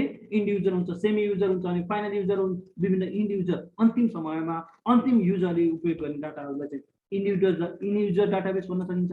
एक्सटर्नल, अर्गनाइजेसन भन्दा बाहिरी क्षेत्रबाट आएका डाटाहरूलाई चाहिँ एक्सटर्नल डाटाबेस भन्न सकियो। हाइपरमिडिया, विभिन्न तपाईँको सफ्टवेयरहरूबाट जेनेरेट गरिएको डाटाहरूलाई चाहिँ हाइपरमिडिया डाटाबेस भन्न सकियो। नेभिगेसनल डाटाबेस, त्यो नेभिगेसनल भनेको विभिन्न तरिकाले चाहिँ डाटाहरू जेनेरेट गरिएको हुन्छ, विभिन्न इन्टरलिङ्कबाट जेनेरेट गरिएको हुन्छ डाटाबेस, तिनीहरूलाई नेभिगेसनल डाटाबेस भनेर भन्न सकियो। इन मेमोरीभित्र राखिएका डाटाहरू, डकुमेन्ट ओरिएन्टेड, अनि विभिन्न यसरी छ है। यसरी डाटाबेसको प्रकार टक्क एक सेन्टेन्समा अब तपाईँको 12वटा पोइन्टहरूलाई टक्क मेन्सन गरेर एक सेन्टेन्समा चाहिँ लेख्ने है। यो डाटाबेसको यसरी गरेर हो। अब नम्बर 5 को क्वेसन छ, हेर्नुहोस् त। यो क्वेसन चाहिँ तपाईँको इक्जाममै आएको छ। यो तपाईँको फर्स्ट टाइम देखेको भएर यसो कन्फ्युज भयो है। यो तपाईँको यो बडो इम्पोर्टेन्ट क्वेसन पनि छ, हेर्नुहोस् त। बजेटरी नियन्त्रण भन्नाले के बुझिन्छ? इङ्ग्लिसमै सोधेको थियो त्यहाँ। बजेटरी कन्ट्रोल भन्नाले के बुझिन्छ? बजेटरी कन्ट्रोल, बजेटरी नियन्त्रण भन्नाले के बुझिन्छ? यसले संस्थामा कसरी संस्थागत सुशासन कायम गर्दै, हेर्नुहोस् त, बजेटरी कन्ट्रोल र संस्थागत सुशासनको रिलेसन खोजेको छ। यसले बजेटरी कन्ट्रोलले कसरी संस्थागत सुशासन कायम गर्दै कार्य प्रभावकारिता प्राप्त गर्न सहयोग गर्दछ? हेर्नुहोस् त, 3टा कुरा खोजेको छ। बजेटरी कन्ट्रोलको परिभाषा सोधेको छ 3 नम्बरमा, अनि त्यसपछि तपाईँको संस्थागत सुशासन र कार्य प्रभावकारिता कसरी प्राप्त गर्न सकिन्छ भनेर 7 नम्बरमा एक्सप्लेन गरेर भनेको छ। अब हामीले बजेटरी कन्ट्रोल र संस्थागत सुशासन र बजेटरी कन्ट्रोल र कार्य प्रभावकारिता यसरी लेख्नुपर्छ है। ओके, अब यो बजेटरी कन्ट्रोल भनेको अरू केही पनि होइन, हेर्नुहोस् है। कन्ट्रोलका विभिन्न टाइप्सहरू हुन्छन् तपाईँको, जस्तै एमएस, तपाईँको त्यसपछि financial, non financial control, procedural control, नियामकीय कन्ट्रोल, यी विभिन्न कन्ट्रोलहरू हुन्छन् है। कन्ट्रोलको तरिका नै फेरि कन्ट्रोलको अरू पनि तरिका छ, तपाईको प्री कन्ट्रोल, कन्करेन्ट र पोस्ट कन्ट्रोल पनि छ। यी विभिन्न तरिका मध्ये यो अहिले यता टाइपमा आयो तपाईको विभिन्न फाइनान्शियल र नन फाइनान्शियल कन्ट्रोल पनि भन्न सकियो। कन्ट्रोलमै हो कि है, नियन्त्रण वाञ्छित लेभलमा राख्ने नै कन्ट्रोल। अब हेर्नुस् त कन्ट्रोल्सको विभिन्न टाइप्सहरु मध्ये यो फाइनान्शियल एक्टिभिटिज अथवा फाइनान्शियल कन्ट्रोल गर्ने कन्ट्रोल हो है। यसलाई चाहिँ यो समग्र फाइनान्सिङलाई चाहिँ इफिसिएन्टली युज गर्नको लागि, समग्र फाइनान्शियल एक्टिभिटिजहरुको कन्ट्रोल गर्नको लागि आएको एउटा कन्ट्रोल हो जुन बजेटरी कन्ट्रोल है। यो बजेटरी कन्ट्रोल भनेको के रहेछ, विभिन्न वित्त संस्थामा हुने वित्तीय कारोबारहरूलाई नियन्त्रण गर्नको लागि, वित्तीय कारोबारहरूलाई वाञ्छित लेभलमा राख्नको लागि, वित्तीय स्रोत सङ्कलन तथा खर्चलाई तपाईको तोकिए अनुसारको सञ्चालन गर्नको लागि बनाइएको एउटा कन्ट्रोल मेकानिजम हो, एउटा रूपरेखा हो, एउटा संयन्त्र हो जसलाई बजेटरी कन्ट्रोल भनिन्छ। यो तपाईको प्रोजेक्टेड एनुअली अथवा विभिन्न समय अवधिमा राखेर त्यही अनुसारको बजेट सङ्कलन गर्ने, त्यही अनुसारको बजेट खर्च गर्ने, त्यही अनुसारको बजेटले निर्देशन अनुरूप क्षेत्रमा खर्च गर्ने, त्यो बजेटका शीर्षक अनुसार खर्च गर्ने आदि हो भनेर भन्ने है। यो बजेटबाट है, बजेटबाट बजेटलाई कन्ट्रोलमा लगाएको छु। हेर्नुस् त अब हेर्नुस् है, यो बजेटले मूलतः 3 लेयरमा तीन तहमा यसले कन्ट्रोल गरेको हुन्छ है। यसले के गर्छ, यसले बजेट फर्मुलेसनमै कन्ट्रोल गर भन्छ। बजेट फर्मुलेसन गर्दैखेरि तिमीले तपाईको डाटाबेसमा भएका तपाईको प्रोजेक्टहरु, तपाईको प्रोजेक्ट बैंकहरु अथवा सही प्रोजेक्ट तपाईको एचिभ हुन सक्ने भाइबल प्रोजेक्टहरुमा मात्रै त्यो बजेटमा राख, फिजिबल प्रोजेक्टहरु मात्रै बजेटमा राख र सोही अनुसार रकम एलोकेट गर। भोलि त्यही अनुसार जब तिमीले फिजिबल प्रोजेक्टहरुमा राख्यौ, फिजिबल प्रोजेक्टहरु बजेटमा राख्यौ अनि सोही अनुसार तिमीले खर्च गर्न लाग्दाखेरि तिमी सही तरिकाले खर्च गर्न सक्छौ भनेर बजेट फर्मुलेसनमै तिमीलाई कन्ट्रोल गरिएको हुन्छ। हेर्नुस् त हाम्रो बजेट बनाउने मापदण्डहरु थुप्रो छ। तपाईको राष्ट्रिय योजना आयोगले बजेट सीमा निर्धारण गरेको हुन्छ, तपाईको विभिन्न मन्त्रालयले विभिन्न तपाईको विभागहरुलाई चाहिँ बजेटको लिमिटहरु दिएको हुन्छ। हेर्नुस् त सुरुमै बजेट फर्मुलेसन बनाउँदाखेरि हाम्रो बजेट निर्माण प्रक्रिया अब तपाईको मुख्यदेखि नै प्री, अब अर्को बजेटको लागि प्री डाटा कलेक्सन गरिसकेको हुन्छ। किन यो, तपाईको बजेटलाई सही तरिकाले परिचालन गर्नु अनि बजेटरी कन्ट्रोल हुनको लागि है। अब बजेटरी कन्ट्रोल भएन भने हेर्नुस् त अनि सरकारको तपाईको अन्तिम समयमा सरकारले बजेटरी कन्ट्रोल गर्न सकेन, यो बजेटलाई चाहिँ मिसयुज गर्यो, बजेटको दुरुपयोग गर्यो, यो सरकारको अनि त्यसपछि सुशासन भएन भनेर कत्रो कुराहरु सोच्नु। अर्गनाइजेसनमा त्यही हुन्छ। अर्गनाइजेसनले एउटा समग्र अर्गनाइजेसनको एउटा वार्षिक कार्यतालिका बनाउँछ, वार्षिक तपाईको लक्ष्यहरु निर्धारण हुन्छ, सोही लक्ष्यहरु अनुसार तपाईको बजेट फर्मुलेसन गराउँछ। अब त्यो लक्ष्य अनुरूप लक्ष्य प्राप्त हुने गरेर रियलिस्टिक गोल एचिभ हुने गरेर बजेट बनाउनु पर्यो। अब त्यो बजेट बनाउँदैखेरि तपाईको बजेट सही बन्यो, रियलिस्टिक बन्यो भने पो त्यो हुन्छ त हो। त्यो भएर बजेट फर्मुलेसन गर्दैखेरि तिमी सचेत हौ भनेर त्यही आयो कन्ट्रोलिङको कुरा एउटा। अर्को इम्प्लिमेन्टेसन फेजमा चाहिँ अब बजेटले जे भनेको छ, बजेटमा उल्लेख जसरी गर्ने भनेको छ त्यही अनुसार उल्लेख गर, त्यही अनुसार तिमी खर्च गर, त्यही अनुसार बजेट परिचालन गर, त्यही अनुसार बजेटका क्रियाकलाप सञ्चालन गर। इम्प्लिमेन्टेसनमा पनि बजेटमा भनिए भन्दा बाहिर गएर काम गर्न पाइएन भने त्यहाँ पनि कन्ट्रोल भयो नि त। बजेटको लिमिट भन्दा बाहिर, सीमा भन्दा बाहिर काम गर्न नपाइसकेपछि इम्प्लिमेन्टेसन फेजमा पनि त्यही। अब इभ्यालुएसन एन्ड कन्ट्रोल फेज त भइ नै हाल्यो। अब त्यो बजेट खर्च गरिसक्यो, तपाईको गरिएका योजनाहरुको तपाईको अब मूल्याङ्कन हुने गयो, त्यसपछि त्यही कन्ट्रोल हुन्छ। अब किन बजेट तपाईको मितव्ययी भएन, किन यो बजेटको प्रभावकारिता आएन, किन यो बजेटको रकमान्तर गरियो, किन यो बजेटको शीर्षक परिवर्तन गरियो, हेर्नुस् त अब यो सबै केमा आउँछ, इभ्यालुएसन एन्ड कन्ट्रोल हो। यसरी समग्र तपाईको बजेट बनाउनेदेखि लिएर बजेट कार्यान्वयन र बजेटको तपाईको समग्र मूल्याङ्कन गर्ने र त्यो बजेटलाई चाहिँ सही तरिकाले परिचालन गर्ने, जसले वित्तीय परिचालनको प्रमुख औजारको रूपमा काम गर्छ, त्यो कन्ट्रोल गर्ने नै बजेटरी कन्ट्रोल हो अथवा त्यसको माध्यमबाट कन्ट्रोल गर्ने नै बजेटरी कन्ट्रोल हो। यसले संस्थामा चाहिँ वित्तीय स्रोतको सही सदुपयोग, उचित सदुपयोग र तोकिएको निर्देशित सदुपयोगमा सुनिश्चितता प्रदान गर्ने काम गर्न सक्दछ भनेर भन्नु है। यसले वित्तीय स्रोतलाई चाहिँ कन्ट्रोल गर्नको लागि कन्ट्रोल गरिएको तपाईको समग्र एउटा टुल हो बजेटरी कन्ट्रोल। अरु केही पनि होइन, समग्र तपाईको एउटा सेन्टेन्समा के हुने भने संस्थामा हुने वित्तीय स्रोतलाई सही तरिकाले तोकिए अनुसार तोकिएको सीमाभित्रमा तोकिएको शीर्षकमा सञ्चालन गर्नको लागि निर्माण गरिएको एउटा औजार हो। त्यसलाई बजेटरी कन्ट्रोल अथवा त्यसलाई बजेटरी कन्ट्रोल टुल्स भनिन्छ भनेर भन्ने। यसले समग्रतामा 3 तहमा चाहिँ कन्ट्रोल गर्न सक्छ है। अब हेर्नुहोस् है, अब यसले अघि नै भनिहालेँ मैले कसरी कन्ट्रोल गर्न सक्छ। यसले लिमिट दिएको हुन्छ, जसलाई पनि तपाईँको एकदमै तपाईँको ओभर खर्च गर्ने लिमिट त छैन, हामीसँग रिसोर्स सीमित छ। रिसोर्स सीमित भइसकेपछि हाम्रो तपाईँको खर्च गर्ने पनि सीमित छ। हाम्रो ट्रान्सफर पनि त्यो बजेटलाई पहिला तोकिएको हुन्छ, तोकिए अनुसार मात्रै खर्च गर, एफिसिएन्टली ट्रान्सफर नगर भन्छ। रिसोर्स ट्रान्सफर यी कुराहरू नगर भन्छ, रिसोर्सहरूको ट्रान्सफर पनि नगर भन्छ। हेर्नुहोस् त, यसले वित्तीय उत्तरदायित्व, बजेटरी कन्ट्रोलले चाहिँ वित्तीय उत्तरदायित्व स्थापित गर्छ। लेखा उत्तरदायी भन्ने छ हाम्रो निजामतीतिर। हाम्रो अब ब्याङ्क वित्तीय संस्थाहरूमा पनि तपाईँको फाइनेन्सियल म्यानेजर छ, फाइनेन्सियल कन्ट्रोलर भन्ने छ। हेर्नुहोस् त, फाइनेन्सियल कन्ट्रोलर के हो नि, समग्र बजेटरी कन्ट्रोल हेर्ने हो। यस्तो छ कि संयन्त्र नै छ यहाँ, संस्थागत व्यवस्था नै छ यहाँ है, यो आएको छ है। त्यसपछि अनुशासन बेरुजी हुन नदिनै पर्छ। अब बजेट र कर्पोरेट गभर्नेन्स, बजेट र कर्पोरेट गभर्नेन्सको रिलेसन देखाउ भनेको छ। अब हाम्रो त समग्र हाम्रो यो कर्पोरेट गभर्नेन्स वित्तीय स्रोत परिचालनमा नै आएर निर्भर भएको छ। अब यो बजेटलाई सही तरिकाले अथवा बजेटलाई चाहिँ उचित प्रयोग गरियो भने संस्थाको सुशासन पनि हुन्छ र बजेटले तोकिएको उपलब्धि पनि गर्छ। त्यसले गर्दा संस्थाको सुशासन पनि प्राप्त हुन्छ र प्रोडक्टिभिटी पनि प्राप्त हुन्छ भनेर रिलेसन देखाउनु है। बजेटरी, अब तपाईँहरूले यो रिलेसन देखाउँदा बजेटरी कन्ट्रोलले यो गरेर संस्थाको सुशासन कायम गर्न सक्छ र यो गरेर प्रोडक्टिभिटी हुन सक्छ भन्ने हो केही पोइन्टहरू मैले बनाइदिएको छु। कर्पोरेट गभर्नेन्सको लागि आर्थिक मितव्ययिता कायम गर्न सहयोग गर्छ। यसले तपाईँको बजेट खर्चको औचित्यता हेरेको हुन्छ, बजेट खर्चको नियमितता हेरेको हुन्छ, कम्प्लायन्स हेरेको हुन्छ, बजेट लिमिट तोकिदिएको हुन्छ, बजेट कोड अफ कन्डक्ट अनुसार खर्च गर भन्छ, बजेटलाई चाहिँ एफिसिएन्टली ट्रान्सफर गर्न नदिने भन्ने हुन्छ। अनि बजेटको डिसिप्लिनहरू तपाईँको अनुशासन, वित्तीय अनुशासन कायम गर्ने भनेको हुन्छ। वित्तीय उत्तरदायित्व, लेखा उत्तरदायित्व, वित्तीय अनुशासन, ट्रान्सपरेन्सी, बजेट खर्चमा ट्रान्सपरेन्ट गर भन्छ, आवश्यकता अनुसार मात्रै खर्च गर हुन्छ। एकाउन्टेबिलिटी, अब त्यो बजेट खर्चको चाहिँ एकाउन्टेबिलिटी के गर्ने भनेको हुन्छ, त्यो यसरी तपाईँको हुन्छ। अब प्रोडक्टिभिटीको लागि चाहिँ जब हामी संस्थामा तपाईँको बजेटलाई सही तरिकाले प्रयोग गरेका हुन्छौँ, बजेटको जति पनि तपाईँको इफिसियन्टली र इफेक्टिभली युज गरेका हुन्छौँ, यसले प्रोडक्टिभिटी बढाउँछ भन्ने कुरा त आइहाल्यो है। बजेटरी कन्ट्रोलको बारेमा आइयो, बुझ्नुभयो। अहिले नबुझेको कुराहरू लास्टमा डिस्कस गरौँ।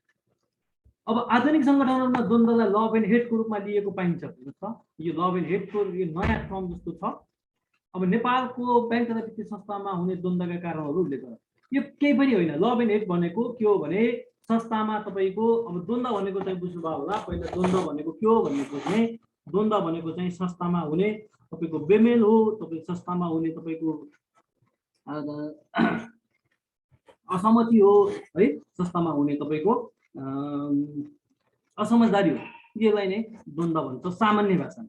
अब यो लभको रूपमा कसरी एक्सप्लेन गरेको छ भने द्वन्द्व अब संस्थामा केही एउटा निश्चित लेभलसम्म चाहिँ तपाईँको द्वन्द्व आवश्यक छ, जसले संस्थालाई भाइब्रेट गर्छ, जसले संस्थालाई डाइनामिक बनाउँछ, जसले संस्थालाई चलायमान गराउँछ। त्यो भएर द्वन्द्व आवश्यक छ। यसलाई माया गर्नुपर्छ, यसलाई तपाईँको बढावा गर्नुपर्छ, यसलाई केयरिङ गर्नुपर्छ। यसको स्क्रिन सेयर भएको छैन, हुनुपर्ने हो त, यहाँ त भइरहेछ है। ओके है। अनि यसलाई चाहिँ समग्रमा हाम्रो म्यानेजमेन्ट टर्मिनोलोजीमा भन्यो भने यसलाई स्टिमुलेट गर्नुपर्छ भन्छ है। यसलाई चाहिँ ओके स्टिमुलेट गर्नुपर्छ भनेको संस्थामा हुने द्वन्द्वलाई चाहिँ लभको रूपमा स्टिमुलेट गरेर यसलाई बढाऊ, यसलाई इफेक्टिभ बनाऊ भनेको है। अरू केही पनि होइन, तपाईँहरूलाई झुक्याउनलाई लभ एन्ड हेटको रूपमा भन्ने। त्यसपछि यसको हेटको रूपमा चाहिँ यसलाई सधैँ माया गरेर यसलाई हुर्काउने मात्रै होइन, यसलाई बढाउन गर्ने मात्रै होइन, यसलाई स्टिमुलेट गर्ने मात्रै होइन। यसले जब संस्थामा नेगेटिभ इम्प्याक्ट दिन सक्छ, जति बेला संस्थामा प्रोडक्टिभिटी बढाउनको लागि यसलाई लभ गर भनेको थियो, संस्थामा तपाईँको डाइनामिक संस्थालाई चाहिँ भाइबल बनाउनको लागि, भाइब्रेन्ट गर्नको लागि, एउटा तपाईँको एक्टिभ बनाउनको लागि बढावा गर भनेको थियो, स्टिमुलेट गर भनेको थियो। तर सधैँ स्टिमुलेट मात्र गर्ने होइन है, यसलाई अब नियन्त्रण गर्नुपर्छ, यसलाई रोक्नुपर्छ, यसलाई निस्तेज पनि गर्नुपर्छ। जस्तै हामी लेमेनमा केही तपाईँको हामी आगो ताप्नको लागि, जाडो भयो आगो ताप्नको लागि आगो सल्काउँ, आगो पनि तापौँ, तर त्यो आगोलाई चाहिँ घरै जल्ने गरेर चाहिँ बल्न नदिउँ। त्यस्तै गरेर संस्थामा पनि कन्फ्लिक्ट भनेको एउटा आगोको रूपमा, त्यो तापको रूपमा, एउटा हामीलाई भाइब्रेट, एउटा चलायमान, एउटा गतिशील बनाउने रूपमा चाहिँ द्वन्द्व ल्यायौँ। तर त्यो द्वन्द्वलाई चाहिँ बढेर अब तपाईँको सस्ता नै डिस्टर्ब हुने र सस्ता नै जल्ने गरेर चाहिँ त्यसलाई हुर्किन नदिउँ। त्यसलाई एक लेभलमा लगेपछि त्यसलाई रोक्नुपर्छ, त्यसलाई कन्ट्रोल गर्नुपर्छ, त्यसलाई निस्तेज गर्नुपर्छ, त्यसलाई चाहिँ हेडको रूपमा एक्सन गर भनेको मात्रै है।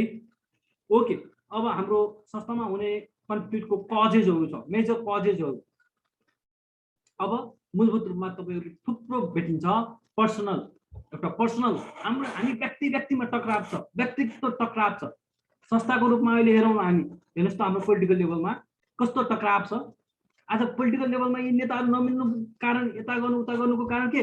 व्यक्तित्व है, उनीहरूको पर्सनल इगो छ, एटिट्युड फरक छ। यसरी गर्दा उनीहरू तपाईँको कन्फ्लिक्ट भएको छ। त्यस्तै गरेर अर्गनाइजेसनमा हेर्नुहोस् त, अर्गनाइजेसनमा तपाईँको फाइनेन्सियल म्यानेजरले एचआर म्यानेजरले तपाईँको लेखालाई विभिन्न त्यहीँ तपाईँको कन्फ्लिक्ट हुनसक्छ। साथी बिचमा, सामान्य साथीको बिचमा तपाईँको टेलरमा बस्ने एउटा साथीले अर्को साथीलाई सपोर्ट नगरेर तपाईँको सेवा प्रभावित हुनसक्छ। सिएसमा बसेको साथीले चाहिँ तपाईँको टेलरमा बस्ने साथीलाई चाहिँ फेसिलिटेट नगरेर सेवा तपाईँको प्रभावित भएको हुनसक्छ। त्यसमा पर्सनल कजेस हुनसक्छ सामान्य लेभलमा है। यो किन छ? यसमा तपाईँको त्यहाँ अब त्यहाँ संस्थामा आबद्ध भएका कर्मचारीहरू, तिनीहरूको इन्ट्रेस्ट फरक छ, तिनीहरूको ब्याकग्राउन्ड फरक छ, तिनीहरूको स्कुलिङ फरक छ, तिनीहरूको एटिट्युड फरक छ, तिनीहरूको नलेज फरक छ, तिनीहरूको स्किल फरक छ, तिनीहरूको मोटिभ फरक छ, तिनीहरूको अब्जेक्टिभ फरक छ। यसले गर्दा तपाईँको पर्सनल डिस्प्युट भएको छ, पर्सनल मनमुटाव भएको छ, बेमेल भएको छ, अनि कन्फ्लिक्ट सिजन पर्सनल कारणले भोलि संस्थाको समग्र प्रोडक्टिभिटी, भोलि तपाईँको संस्थाको समग्र तपाईँको अर्गनाइजेसनमै एउटा कन्फ्लिक्ट हुन्छ। त्यसपछि अर्गनाइजेसन फ्याक्टर छ। अर्गनाइजेसनको अब समग्र अर्गनाइजेसनले आफ्नो समग्र अर्गनाइजेसनको काम कारबाहीहरू, समग्र अर्गनाइजेसनको स्ट्रक्चरहरू, समग्र अर्गनाइजेसनको व्यवस्थापन राम्रोसँग गर्न नसकेर कन्फ्लिक्ट हुन्छ। अर्गनाइजेसनमा मूलभूत रूपमा कम्युनिकेसन राम्रोसँग नगरेर कन्फ्लिक्ट हुनसक्छ। लिडरसिप गतिलो नभएर, लिडरसिप इफिसिएन्ट नभएर, लिडरसिप क्वालिफाइड नभएर, लिडरसिप बायस भएर कन्फ्लिक्ट हुनसक्छ। अर्गनाइजेसनको स्ट्रक्चर अमिलो, अर्गनाइजेसन अनुरूप, अर्गनाइजेसनको आवश्यकता अनुरूप नभएर, अर्गनाइजेसनको स्ट्रक्चर आवश्यकता अनुरूप नभएर कन्फ्लिक्ट हुनसक्छ। त्यसपछि जब एन्ड रोल अथोरिटी है, यो कुराहरू। अनि इन्भाइरोमेन्टल हेर्नुहोस् त, बाह्य इन्भाइरोमेन्ट अथवा अर्गनाइजेसनको आफ्नो इन्टरनल इन्भाइरोमेन्टका तपाईँको फ्याक्टरहरूले पनि अर्गनाइजेसनमा कन्फ्लिक्ट क्रिएसन गर्न सकेको हुन्छ। र अरू विभिन्न प्रेसर ग्रुपहरू पनि छ, यी केही सपोर्टिभ फ्याक्टरहरू हुन्छ। ल, कन्फ्लिक्ट म्यानेजमेन्ट है। अब कार्य विश्लेषण भनेको के हो? जब एनालाइसिसको कुरा छ है, यो एकदमै इम्पोर्टेन्ट क्वेसन छ है। जब एनालाइसिस, कार्य विश्लेषण भनेको के हो? यस अन्तर्गत कुन कुन विषयको विश्लेषण गरिन्छ? हेर्नुहोस् है, बुकमा पाउनुहुन्न कुन कुन विषयको विश्लेषण गरिन्छ भनेर। अनि कार्य विश्लेषण सुदृढ सङ्गठन संरचनाको निर्माणमा कसरी सहयोग गर्न सक्छ? हेर्नुहोस् त, कति इम्पोर्टेन्ट छ क्वेसन। कार्य विश्लेषण भनेको हामी सबैलाई थाहा छ, जब एनालाइसिस भनेको जबको डिटेल एसेसमेन्ट हो, जबको डिटेल आइडेन्टिफिकेसन हो, जबको डिटेल आइडेन्टिफिकेसन गर्ने, पहिचान गर्ने, त्यसलाई क्लासिफाइङ गर्ने, त्यसलाई तपाईँको ग्रुपिङ गर्ने कुरा हो कार्य विश्लेषण। अरू केही पनि नभएर जबको सकारात्मक, नकारात्मक, जबको कम्प्लिकेसन, जबको इजियर, यी सबै कुराहरूको पहिचान गर्ने, जबको लेभल आइडेन्टिफिकेसन गर्ने, यी सबै कुराहरूको आइडेन्टिफिकेसन गर्ने, एसेसमेन्ट गर्ने कार्य नै तपाईँको कार्य विश्लेषण हो। अब यस अन्तर्गत के विषयको विश्लेषण गरिन्छ हो, ठ्याक्कै यो कुरा जान्नु पर्यो है। जबको तपाईँको कार्य विश्लेषण के हुन्छ त भन्दा हेर्नुहोस् है, areas of job analysis, content analysis त जब कन्टेन्टमा हेरेर विश्लेषण गरिन्छ। हामी के छ त जबभित्र? कन्टेन्ट भनेको जब डिस्क्रिप्सन दिन्छ। अब कन्टेन्ट भनेको के गर्ने, कसरी गर्ने, कस्तो काम गर्ने, कहिले गर्ने, कसरी, कुन हो भनेर सम्पूर्ण जबको बारेमा डिटेल एक्सप्लेन हुन्छ। जबको ठ्याक्कै गर्ने के हो भन्ने कुरामा यसले विषयहरू हेर्छ। कन्टेक्स्ट, कुन इन्भाइरोमेन्टमा जब गर्ने, कस्तो इन्भाइरोमेन्टमा जब गर्ने भन्ने कुराहरू जब इन्भाइरोमेन्ट। अनि मेथड, जब गर्ने मेथड कस्तो गर्ने, त्यसपछि इक्विपमेन्टहरू कस्तो प्रयोग गर्ने, टेक्नोलोजीहरू कस्तो प्रयोग गर्ने, ती कुराहरू मेथड एनालाइसिस पनि हुन्छ। जब कन्टेन्ट एनालाइसिस एउटा भयो, त्यसपछि तपाईँको जब कन्टेक्स्ट एनालाइसिस एउटा भयो, त्यसपछि मेथड एनालाइसिस एउटा भयो, इक्विपमेन्ट एनालाइसिस अथवा टेक्नोलोजी एनालाइसिस एउटा भयो, त्यसपछि जब स्पेसिफिकेसन, अब कस्तो खालको, कुन क्वालिफाइड अथवा कस्तो क्वालिटीको कामदार चाहिने हो है, उसको नलेज चाहिने कस्तो, स्किल चाहिने कस्तो, उसको पर्फर्मेन्स कस्तो हुनुपर्ने हो, उसको एटिट्युड कस्तो हुनुपर्ने हो, उसको पर्सनालिटी कस्तो हुनुपर्ने हो, यो पनि तपाईँको यसले हेर्छ जब एनालाइसिस। त्यसपछि यो जबको इभ्यालुएसन पर्सपेक्टिभबाट हेर्छ, पोजिसनहरू हेर्छ, हायरार्की हेर्छ, अनि जब कुन स्ट्यान्डर्डको हो, कुन लेभलको हो, सहायक लेभलको हो कि मिडल लेभलको हो कि टप लेभल म्यानेजमेन्टको हो कि, यो हेर्छ जब इभ्यालुएसन। र यसलाई पेमेन्ट कति दिन पर्ने हो त्यो छ। अब जब एनालाइसिसले अर्गनाइजेसन स्ट्रक्चरमा जब कार्य विश्लेषण सुदृढ सङ्गठनात्मक संरचना निर्माणमा कसरी सहयोग गर्छ। अब सङ्गठन संरचना निर्माण भनेको तपाईँले बुझ्नु पर्यो, अर्गनाइजेसन स्ट्रक्चर भनेको बुझ्नु पर्यो। यो एउटा सिम्पली केही होइन, यो के हो, रिसोर्स एलोकेसन र रिसोर्स कलेक्सन र एलोकेसनको एउटा तपाईँको संयन्त्र हो अर्गनाइजेसन स्ट्रक्चर, जहाँ तपाईँको के हुन्छ, विभिन्न तपाईँको अधिकार र उत्तरदायित्वहरू हुन्छन्, हायरार्कीहरू निर्माण गरिएका हुन्छन्, कसले के काम गर्ने भनेर कामको बाँडफाँड गरेको हुन्छ, कसले कुन अधिकार प्रयोग गर्ने भनेर अधिकारको बाँडफाँड हुन्छ। अब यो सबै कुराहरू केबाट गर्ने, त्यो जब कस्तो भन्ने आधारमा दिने हो।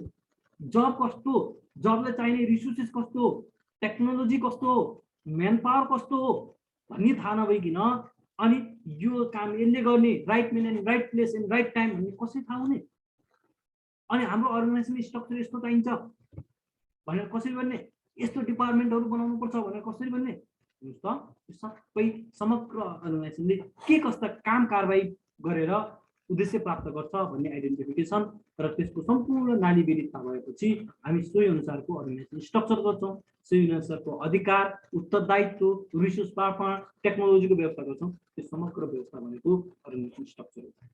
त्यो भएर सुदृढ अर्गनाइजेसन स्ट्रक्चर बनाउनको लागि हामी पटक पटक जब डिजाइन एन्ड रिडिजाइन गर्छौँ। त्यही भएर आएको जब डिजाइन एक्चुअली डिजाइन गऱ्यौँ, जब एनालाइसिस हेरेर जब डिजाइन गर्नु भनेको समग्र अथवा अर्गनाइजेसन स्ट्रक्चर गर्नु हो हाम्रो भाषामा, अनि त्यसपछि फेरि तपाईँको जबहरू परिवर्तन हुँदै आए, गोलहरू परिवर्तन हुँदै आए, रिसोर्सहरू परिवर्तन हुँदै आए, म्यान पावरहरू परिवर्तन हुँदै आए। अब फेरि त्यो जबलाई रिडिजाइन गर्नु पर्यो, त्यो त पुनर्ताजा हुनु पर्यो, रिसाइक्लिङ हुनु पर्यो। त्यसले गर्दा तपाईँको सुदृढ अर्गनाइजेसनको स्ट्रक्चरहरू चेन्ज हुँदैन।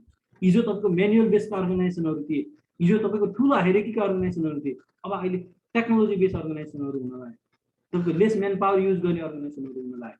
हेर्नुहोस् त, अब त्यसले गर्दा तपाईँको हाम्रो लेस डिपार्टमेन्टहरू हुन लाग्यो। अब डिपार्टमेन्ट हेर्नुहोस् त, यी कुराहरू हिजो तपाईँको इनपुट्सको अर्गनाइजेसनको इनपुट्सको रूपमा विभिन्न रिसोर्सहरू हुन लाग्यो, अहिले टेक्नोलोजी मेजर इनपुट्सको रूपमा मेजर रिसोर्सहरू हुन लाग्यो। अब त्यही नै चेन्ज हुनु पर्ला। त्यसले गर्दा समग्र अर्गनाइजेसनको स्ट्रक्चर चेन्ज हुन्छ यो भनेको है। ओके, व्यवस्थापनको अवधारणा उल्लेख गर्दै सूचना प्रविधिको प्रयोगबाट व्यवस्थापकीय कार्य संरचना र कार्यविधिमा के कस्तो नवीनता आएको छ उल्लेख गर्नु। सूचना आइटी र व्यवस्थापनको रिलेसन सोधेको, अरू केही पनि होइन। हेर्नुहोस् त, अब व्यवस्थापनको अवधारणा भनिसकेको छ, यसमा तपाईँहरूले कम्तीमा पनि कन्सेप्ट अफ म्यानेजमेन्ट भनिसकेपछि तीनटा कुरामा रहेर लेख्नुपर्छ। व्यवस्थापन भनेको के हो भनेको भए हामी यी तीनटा कुरा खोताल्नु पर्थेन, हामी डेफिनेसनमा मात्रै गएको भए हुन्थ्यो है। तर कन्सेप्ट अवधारणा भनिसकेपछि यो कसरी उत्पन्न हुन आयो, यसको उत्पत्ति ओरिजिन के हो भन्ने कुरा चाहिँ चाहियो। यसको अवधारणा के हो, ठ्याक्कै म्यानेजमेन्ट भनेको के हो भन्ने कुरा चाहियो। यसको इभोल्युसनको कुरा गर्नु पर्यो है।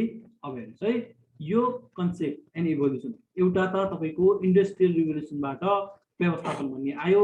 जतिखेर तपाईँको औद्योगिक क्रान्ति हुन लाग्यो त्यो बेलामा स्रोत साधनहरू न्यून भएको भयो, तपाईँको कामहरू साइन्टिफिक मेथडबाट गर्नुपर्ने भन्ने आयो। त्यसपछि बल्ल व्यवस्थापन यसको चाँजो पाँचो राम्रोसँग मिलाउने, स्रोत साधनको तपाईँको उपयुक्त प्रयोग गर्न पर्ने भन्ने कारणले अनि व्यवस्थापन भन्ने आयो।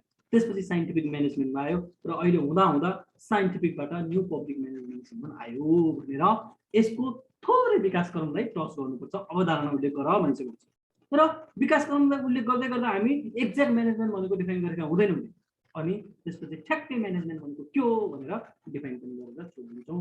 म्यानेजमेन्ट भनेको अरू केही नभएर अर्गनाइजेसनको तपाईँको प्रचलित इन्भाइरोमेन्टमा अर्गनाइजेसनको गोल्सहरू एचिभ गर्नको लागि स्रोत साधनहरूलाई इफिसियन्टली र इफेक्टिभली युज गर्ने एउटा तपाईँको माध्यम हो, प्रक्रिया हो है, प्रोसेस हो है। यो नै सरस्वती मैले एउटा साधारण बुझ्ने भाषामा भनेको है।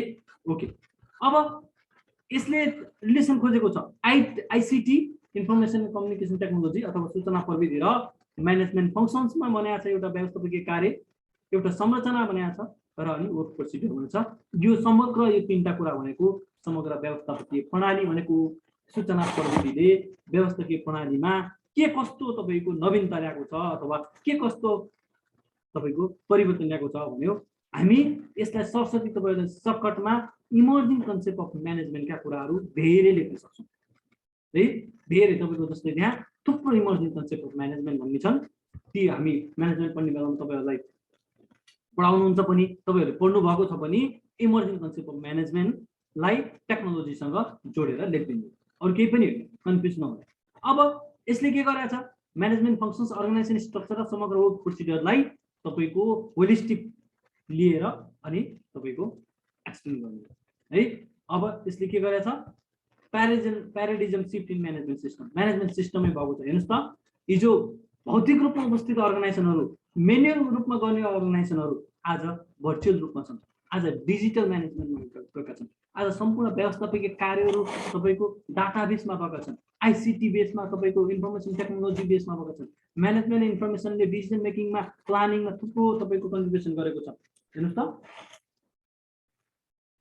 यसरी तपाईको प्लानिङमा तपाईको सपोर्ट भएको छ समग्र अर्गनाइजेसनमा हेर्नुस् त अर्गनाइजेसन स्ट्रक्चर आज हिजो भौतिक रूपमा उपस्थित अर्गनाइजेसनहरु आज गैर भौतिक रूपमा सञ्चालन हुन थालिसकेका छन् हेर्नुस् त आज तपाईको बाउन्डरीलेस अर्गनाइजेसन भएको छ आज तपाईको ग्लोबल अर्गनाइजेसनमा चेन्ज भएको छ हेर्नुस् त यो समग्र कुरालाई लिएर लेख्नु त्यसपछि डाइरेक्टिङमा त्यसपछि कन्ट्रोलिङमा यो सबै कुराहरू भएका छ है यसरी हेरेर तपाईको हामी समग्र आईसीटी र त्यसपछि अर्गनाइजेसन स्ट्रक्चर अथवा समग्र अर्गनाइजेसन समग्र व्यवस्थापकीय प्रणाली कस्तो भएको छ भनेर देख्न सकिन्छ यहाँ केही पोइन्टहरु हामीले तपाईहरुले स्लाइडमा देख्नु भएको पनि है ओके त्यसपछि अर्को एउटा क्वेशन छ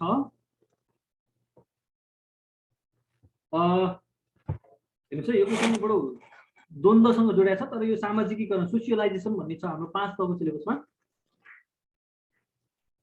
त्यहाँबाट आएको छ कर्मचारीको पर्याप्त सामाजिकरणले संस्थामा द्वन्द्व न्यूनीकरण गर्दै कर्मचारी उत्प्रेरणा बढाउँछ भन्ने बनाइलाई पुष्टि गर हेर्नुस् त सोसियलाइजेसन भनेको के हो भन्ने कुरा पहिला बुझ्नु पर्यो यो सोसियलाइजेसन अनि अर्गनाइजेसनमा द्वन्द्व कसरी न्यूनीकरण हुन्छ त र उत्प्रेरणा द्वन्द्व न्यूनीकरण गर्दै कसरी उत्प्रेरणा बढाउँछ त भन्ने कुराहरू चाहिँ रिलेसन देखाउ भन्न खोजेको हेर्नुस् त सोसियलाइजेसन भनेको के हो सामाजिकीकरण भनेको के हो अर्गनाइजेसनको कल्चर लर्निङ गर्ने हो त्यहाँ गएर हामी बाहिरबाट गएका हुन्छौँ त्यो अर्गनाइजेसनको केही पनि थाहा हुँदैन हामीलाई अब त्यहाँ गएर त्यो कल्चरल लर्निङ हुन्छ त्यहाँ इन्भाइरोमेन्टल एडजस्टमेन्ट हो त्यो एडाप्टेसन हो इन्भाइरोमेन्टल एटिट्युड लर्निङ हो त्यहाँ स्किल नलेज लर्निङ हो त्यहाँ कोपिङ विथ अर्गनाइजेसनसँग सँगसँगै हातेमालो गरेर जाने अवस्था हो र अनि हामी अन्ततः हामी अर्गनाइजेसन सुहाउँदो अथवा अर्गनाइजेसनले खोजेको बनियो अर यसलाई सर्टकटमा बिङ प्रोफेसनल हेर्नुस् त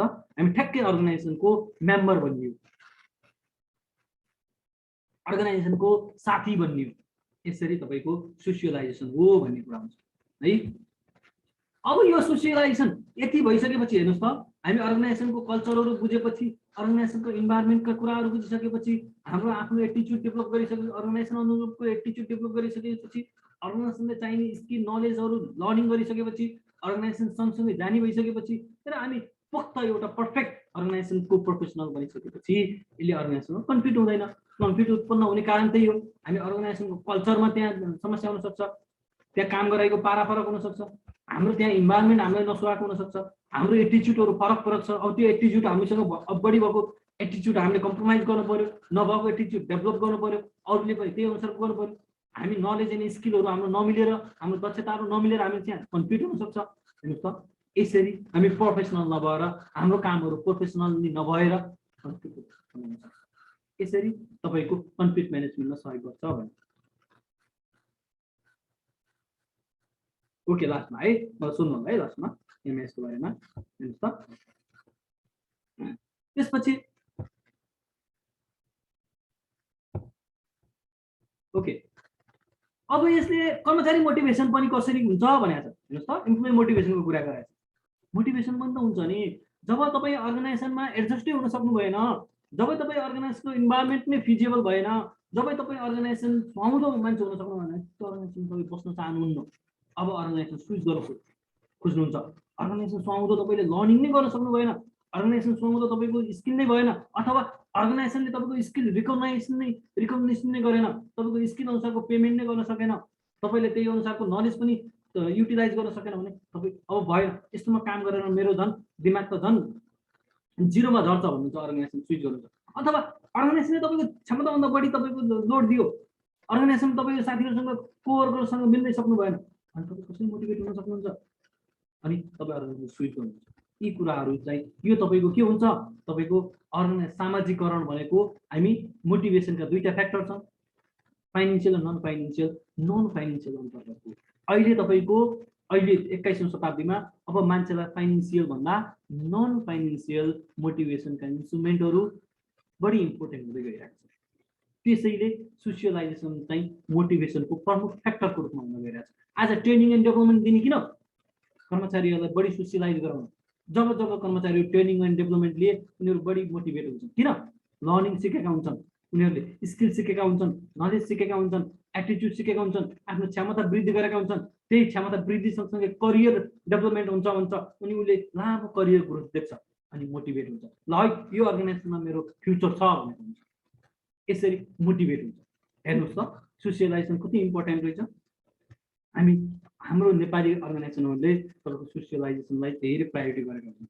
हाम्रो सोसियलाइजेसनको एउटा मात्रै माध्यम भनेको एउटा तपाईँको ओरिएन्टेसन छ, कन्डक्सन ट्रेनिङ भन्ने छ, अनि केही समयमा चाहिँ ट्रेनिङ एन्ड डेभलपमेन्ट भनेका छन्। नत्र भने अरू तपाईँको जस्तै नलेज सेयरिङका कुराहरू छन्, लर्निङ अर्गनाइजेसनका कुराहरू छन्, तपाईँको फ्यामिली केयरिङका कुराहरू छन्, केही पनि गरेको हुन्न तपाईँको है।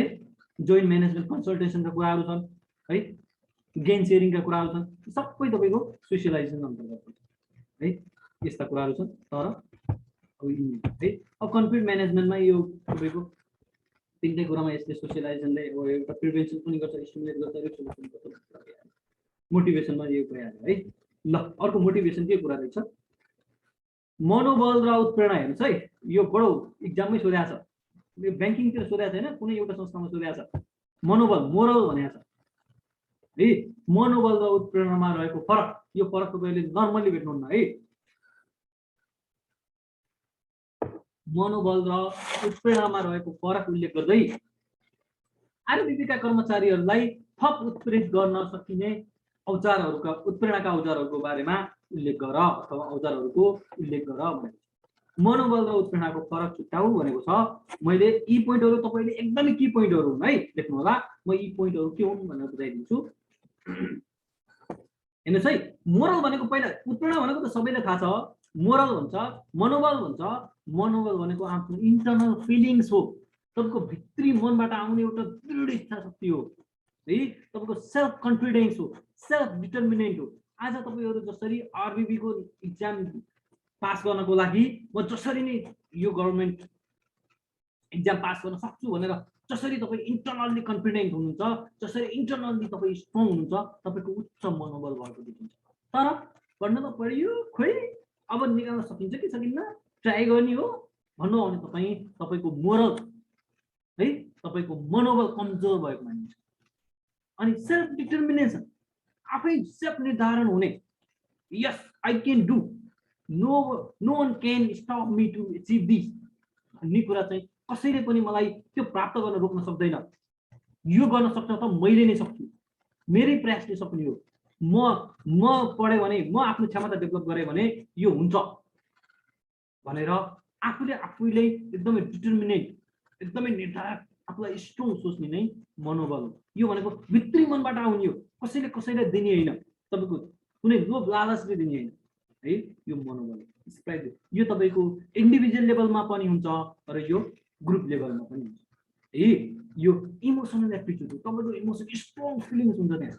जसरी नै मलाई सरकारी जब खानु छ, जसरी नै मलाई आरबीमा नाम निकाल्नै छ, यही वर्ष निकाल्नु छ, हेर्नुहोस् त कति स्ट्रङ फिलिङ्स हुन्छ त्यहाँ। अनि त्यही अनुसारको तपाईँको डेडिकेसन हुन्छ पढाइमा, त्यही अनुसारको इन्स्टिट्युट धाउनुमा डेडिकेसन हुन्छ, त्यही अनुसारको तपाईँको पर्सेन्ट सल्भ गर्नु डेडिकेसन हुन्छ, त्यही अनुसार तपाईँलाई धेरैभन्दा धेरै समय, धेरैभन्दा धेरै प्रोडक्टिभ तरिकाले पढ्न तपाईँलाई मोटिभेसन हुन्छ। भन्नुभयो तपाईँ एकदमै इन्टरनल्ली आफूलाई फिल गर्नुहुन्छ, इन्टरनल्ली स्ट्रङ हुनुहुन्छ। तपाईँ कहिले नि आफूलाई लो भेट्नुहुन्न, ला सक्छु कि सक्दिनँ, ला मैले यो पढेको छैन, ला म होपलेस छैन भन्ने कुरा चाहिँ तपाईँले आफूलाई फिल गर्नुहुन्न। होपलेस नहुनु, अथवा सेल्फ कन्फिडेन्ट हुनु अथवा कन्फिडेन्ट हुनु, सेल्फ डिटर्मिनेन्ट हुनु मनोबल हेर्नुहोस् है। यो तपाईँको एक्जाममा सोधिरहेको छ, एक ठाउँ अफिसरमै सोधेको छ त्यो कुरा। त्यसपछि अब मोटिभेसन भनेको त हामी यत्र तत्र पढेका छौँ, मोटिभेसनकै कुरा गरिरहेको हुन्छौँ हामी। अब यो एउटा कज हो हेर्नुहोस् है, यो तपाईँको यो कज होइन, यो मोरल भनेको कज नै हुँदैन, त्यहाँ कुनै एउटा कारणै हुँदैन। तपाईँको सेल्फ मोटिभेट हुने भनेको तपाईँको सेल्फ कन्फिडेन्स आउनु भनेको, तर यो मोटिभेसन कज हो। किन कज हो? तपाईँको केही तपाईँको त्यहाँ फाइनेन्सियल बेनिफिटहरू देखेको हुन्छ, तपाईँलाई लोभ लालचहरू देखाइएको हुन्छ, तपाईँलाई निडहरू देखाइएको हुन्छ, तपाईँ मोटिभेट हुने है। त्यो भएर यो कज हो, यो स्टिमुलेसन हो, यो ड्राइभिङ फोर्स हो है। यो एक्सटर्नल हो है, यो एक्सटर्नल रूपमा हुने, साइकोलोजिकल हो तर एक्सटर्नल्ली, एक्सटर्नल इन्स्ट्रुमेन्टका आधारमा तपाईँहरू विभिन्न, तपाईँलाई केही इन्स्ट्रुमेन्ट नभएदेखि तपाईँ मोटिभेटेड नै हुनु। यो बिहेभियर रिलेटेड हुन्छ, यो फिलिङ्स हुन्छ, यो मेन्टल्ली हुन्छ तपाईँको, यो अथवा हामी भन्छौँ नि नेपालीमा मनसँग हुन्छ। यो चाहिँ तपाईँको बिहेभियरसँग हुन्छ, बाहिर तपाईँले गर्ने क्रियाकलापसँग, तपाईँको बिहेभियर एटिच्युडसँग हुन्छ।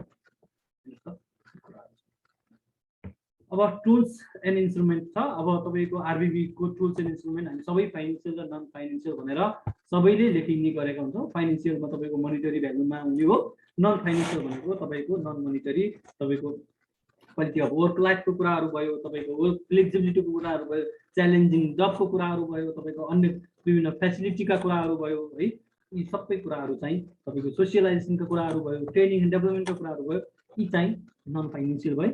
फाइनेन्सियल भनेको तपाईँको बेसिक स्यालेरी नै भयो, तपाईँको अतिरिक्त सेवा सुविधा, अतिरिक्त काम गरे बापत पाउने तपाईँको ओटी ओभर टाइम भयो, ओभर टाइम, त्यसपछि तपाईँको कमिसनहरू भयो, बोनसहरू भयो, तपाईँको सिक लिभका तपाईँको मोनिटरी बेनिफिटहरू भए, विभिन्न क्याजुअल लिभका विभिन्न बेनिफिटहरू भए, तपाईँको फेस्टिभ बेनिफिटहरू भए, यी सबै मोनिटरी बेनिफिटलाई चाहिँ फाइनेन्सियल बेनिफिट अथवा फाइनेन्सियल इन्स्ट्रुमेन्ट हुन्छ है। यसरी चाहिँ हुन्छ। यो मनोबल मजाले बुझ्नु होला, यिनीहरू ठ्याक्कै डिफ्रेन्ट थियो भने। ओके, यसरी लगभग सकियो। अब साथीहरूको क्वेसनहरू चाहिँ के थियो त्यो पुट गर्नु होला। मैले स्लाइड स्टप गरिदिएँ, अब म तपाईँहरूको क्वेसनहरू हेर्छु है।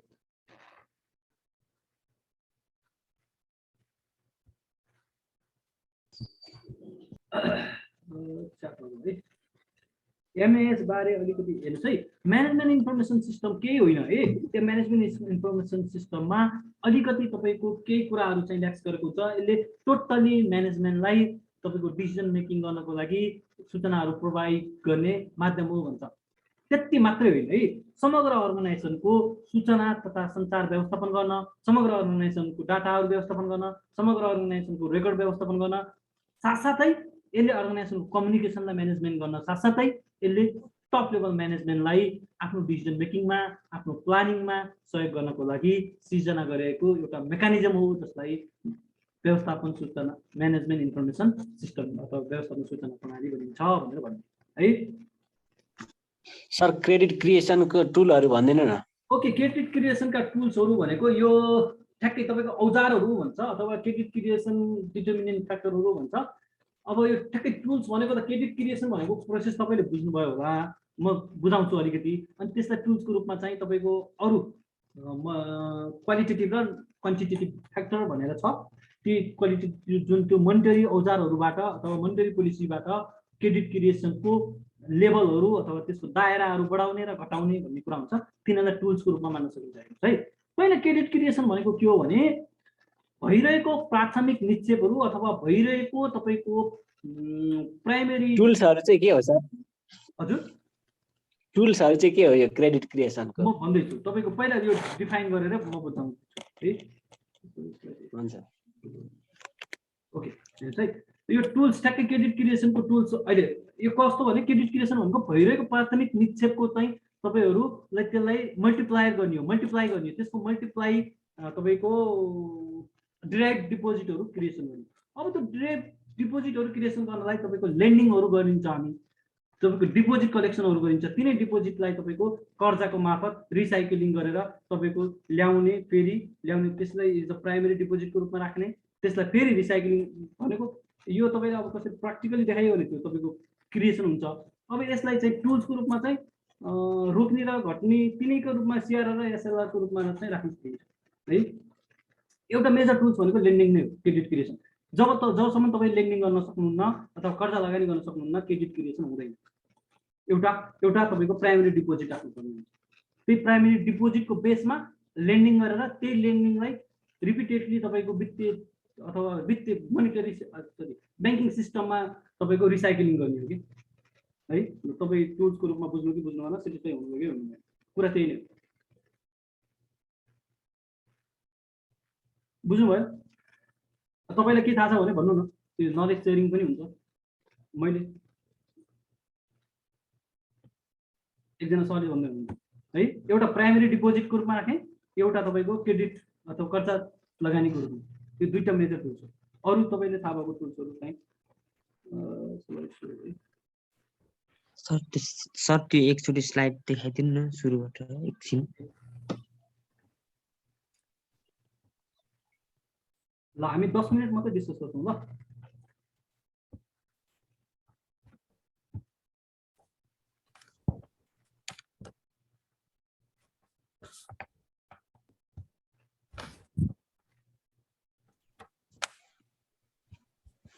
सर डच डिजिज कुन देशबाट सुरु भएको हो? यो नेदरल्यान्ड भन्छ कि त्यहाँ त्यो नेदरल्यान्डले तपाईँको एउटा कुनै त्यो पहिला अधिक मात्रामा यो पेट्रोलियम पदार्थ उस गर्यो, त्यो बेच्यो, अनि त्यसपछि त्यो अधिक पेट्रोलियम पदार्थको एक्सपोर्टबाट उनीहरू धेरै फरेन रिजर्भहरू एकुमुलेट गर्न लाए फरेन रिजर्भहरूमा, अनि तिनीहरू पेट्रोलियम पदार्थको एक्सपोर्टबाटै उनीहरूको मुख्य तपाईँको आय स्रोत बन्यो। त्यसमै डिपेन्ड हुँदाखेरि उनीहरू सबै पेट्रोलियम उत्खनन र बिक्री वितरणमा लागे। अनि त्यसपछि त्यसैमा मात्रै सबै लाग्दाखेरि अरू सेक्टरहरू पछाडि परे।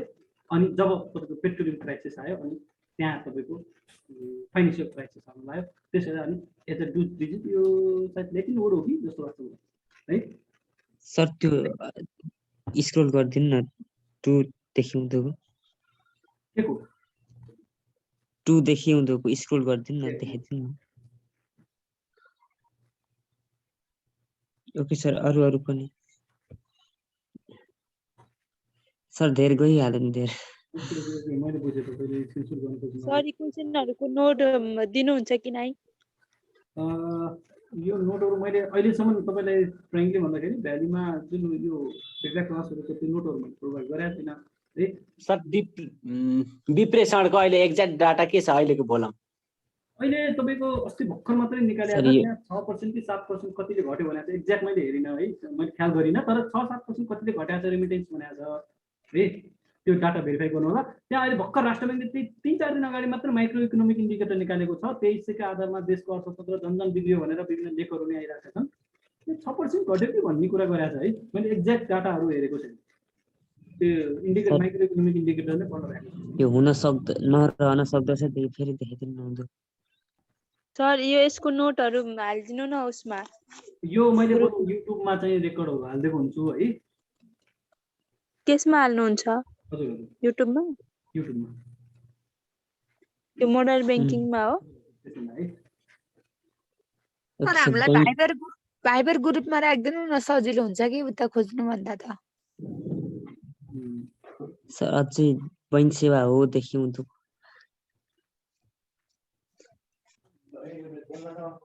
सर भाइबर पठाइदिउँ हजुरलाई नम्बर, एकजनालाई पठाइदिनु अनि सबैले त्यही त्यो पर्सनलाइज भाइबरहरू मैले गरेको छैन, मसँग भाइबरै चलाएन भन्दा नि हुन्छ है। हजुर इन्स्टिट्युटबाट गरिदिनु हुन्छ होला नि हजुरले भनेपछि। हजुर गरिदिनुहुन्छ, उता भने नि हुन्छ। ल अरू केही त्यस्तो टपिकमा?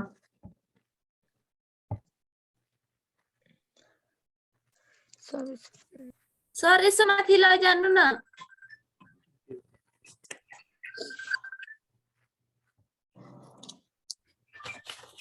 सर 2 नम्बरको माथि लैजानु न।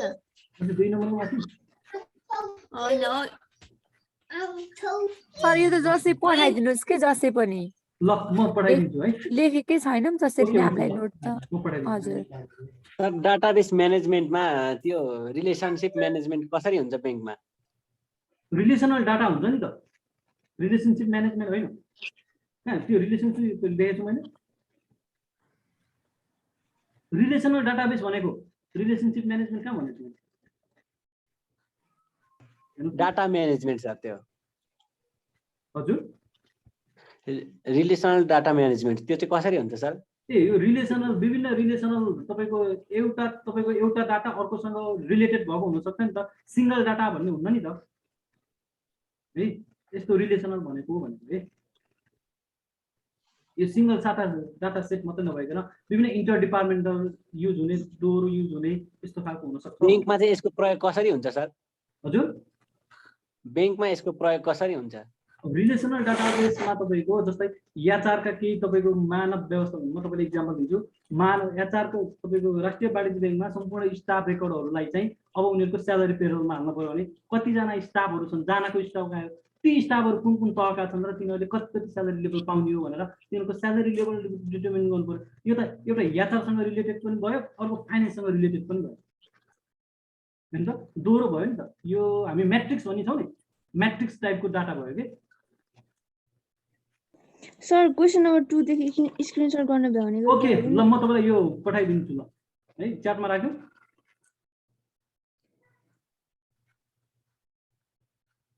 म तपाईँलाई भ्यालीमा पठाइदिन्छु, उहाँबाट चाहिँ तपाईँहरूले पाउनुहुन्छ। अहिले यहाँ देखाइदिनु भन्नुहुन्छ सर, स्क्रिनशट गर्न भ्याइन्छ। हजुर भाइबर ग्रुपमा राखिदिनु भन्नुहुन्छ के सर? च्याटमा राखिदिनु न। ल म यहाँ यो यसमै राखिदिएँ ल, यो भएको साथीहरूले चाहिँ तपाईँहरूले उस गर्नु। च्याटमा राखेको त मोबाइलबाट मिल्दैन। सर यहाँ पनि देखाइदिनु न, पछि भाइबरमा हेर्दा हुन्छ। सर च्याटमा राख्नु न, मिल्छ के?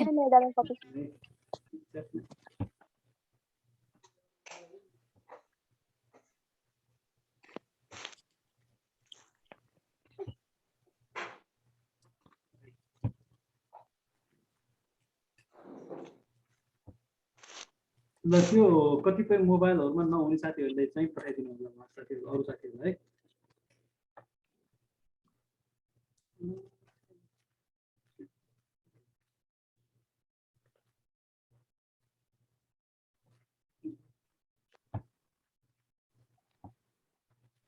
ल हेर्नु त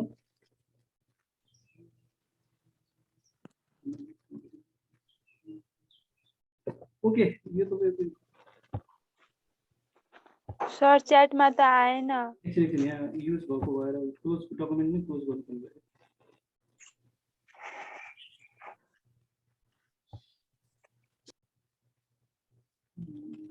ओके ल आयो हेर्नुहोस् त एकछिन।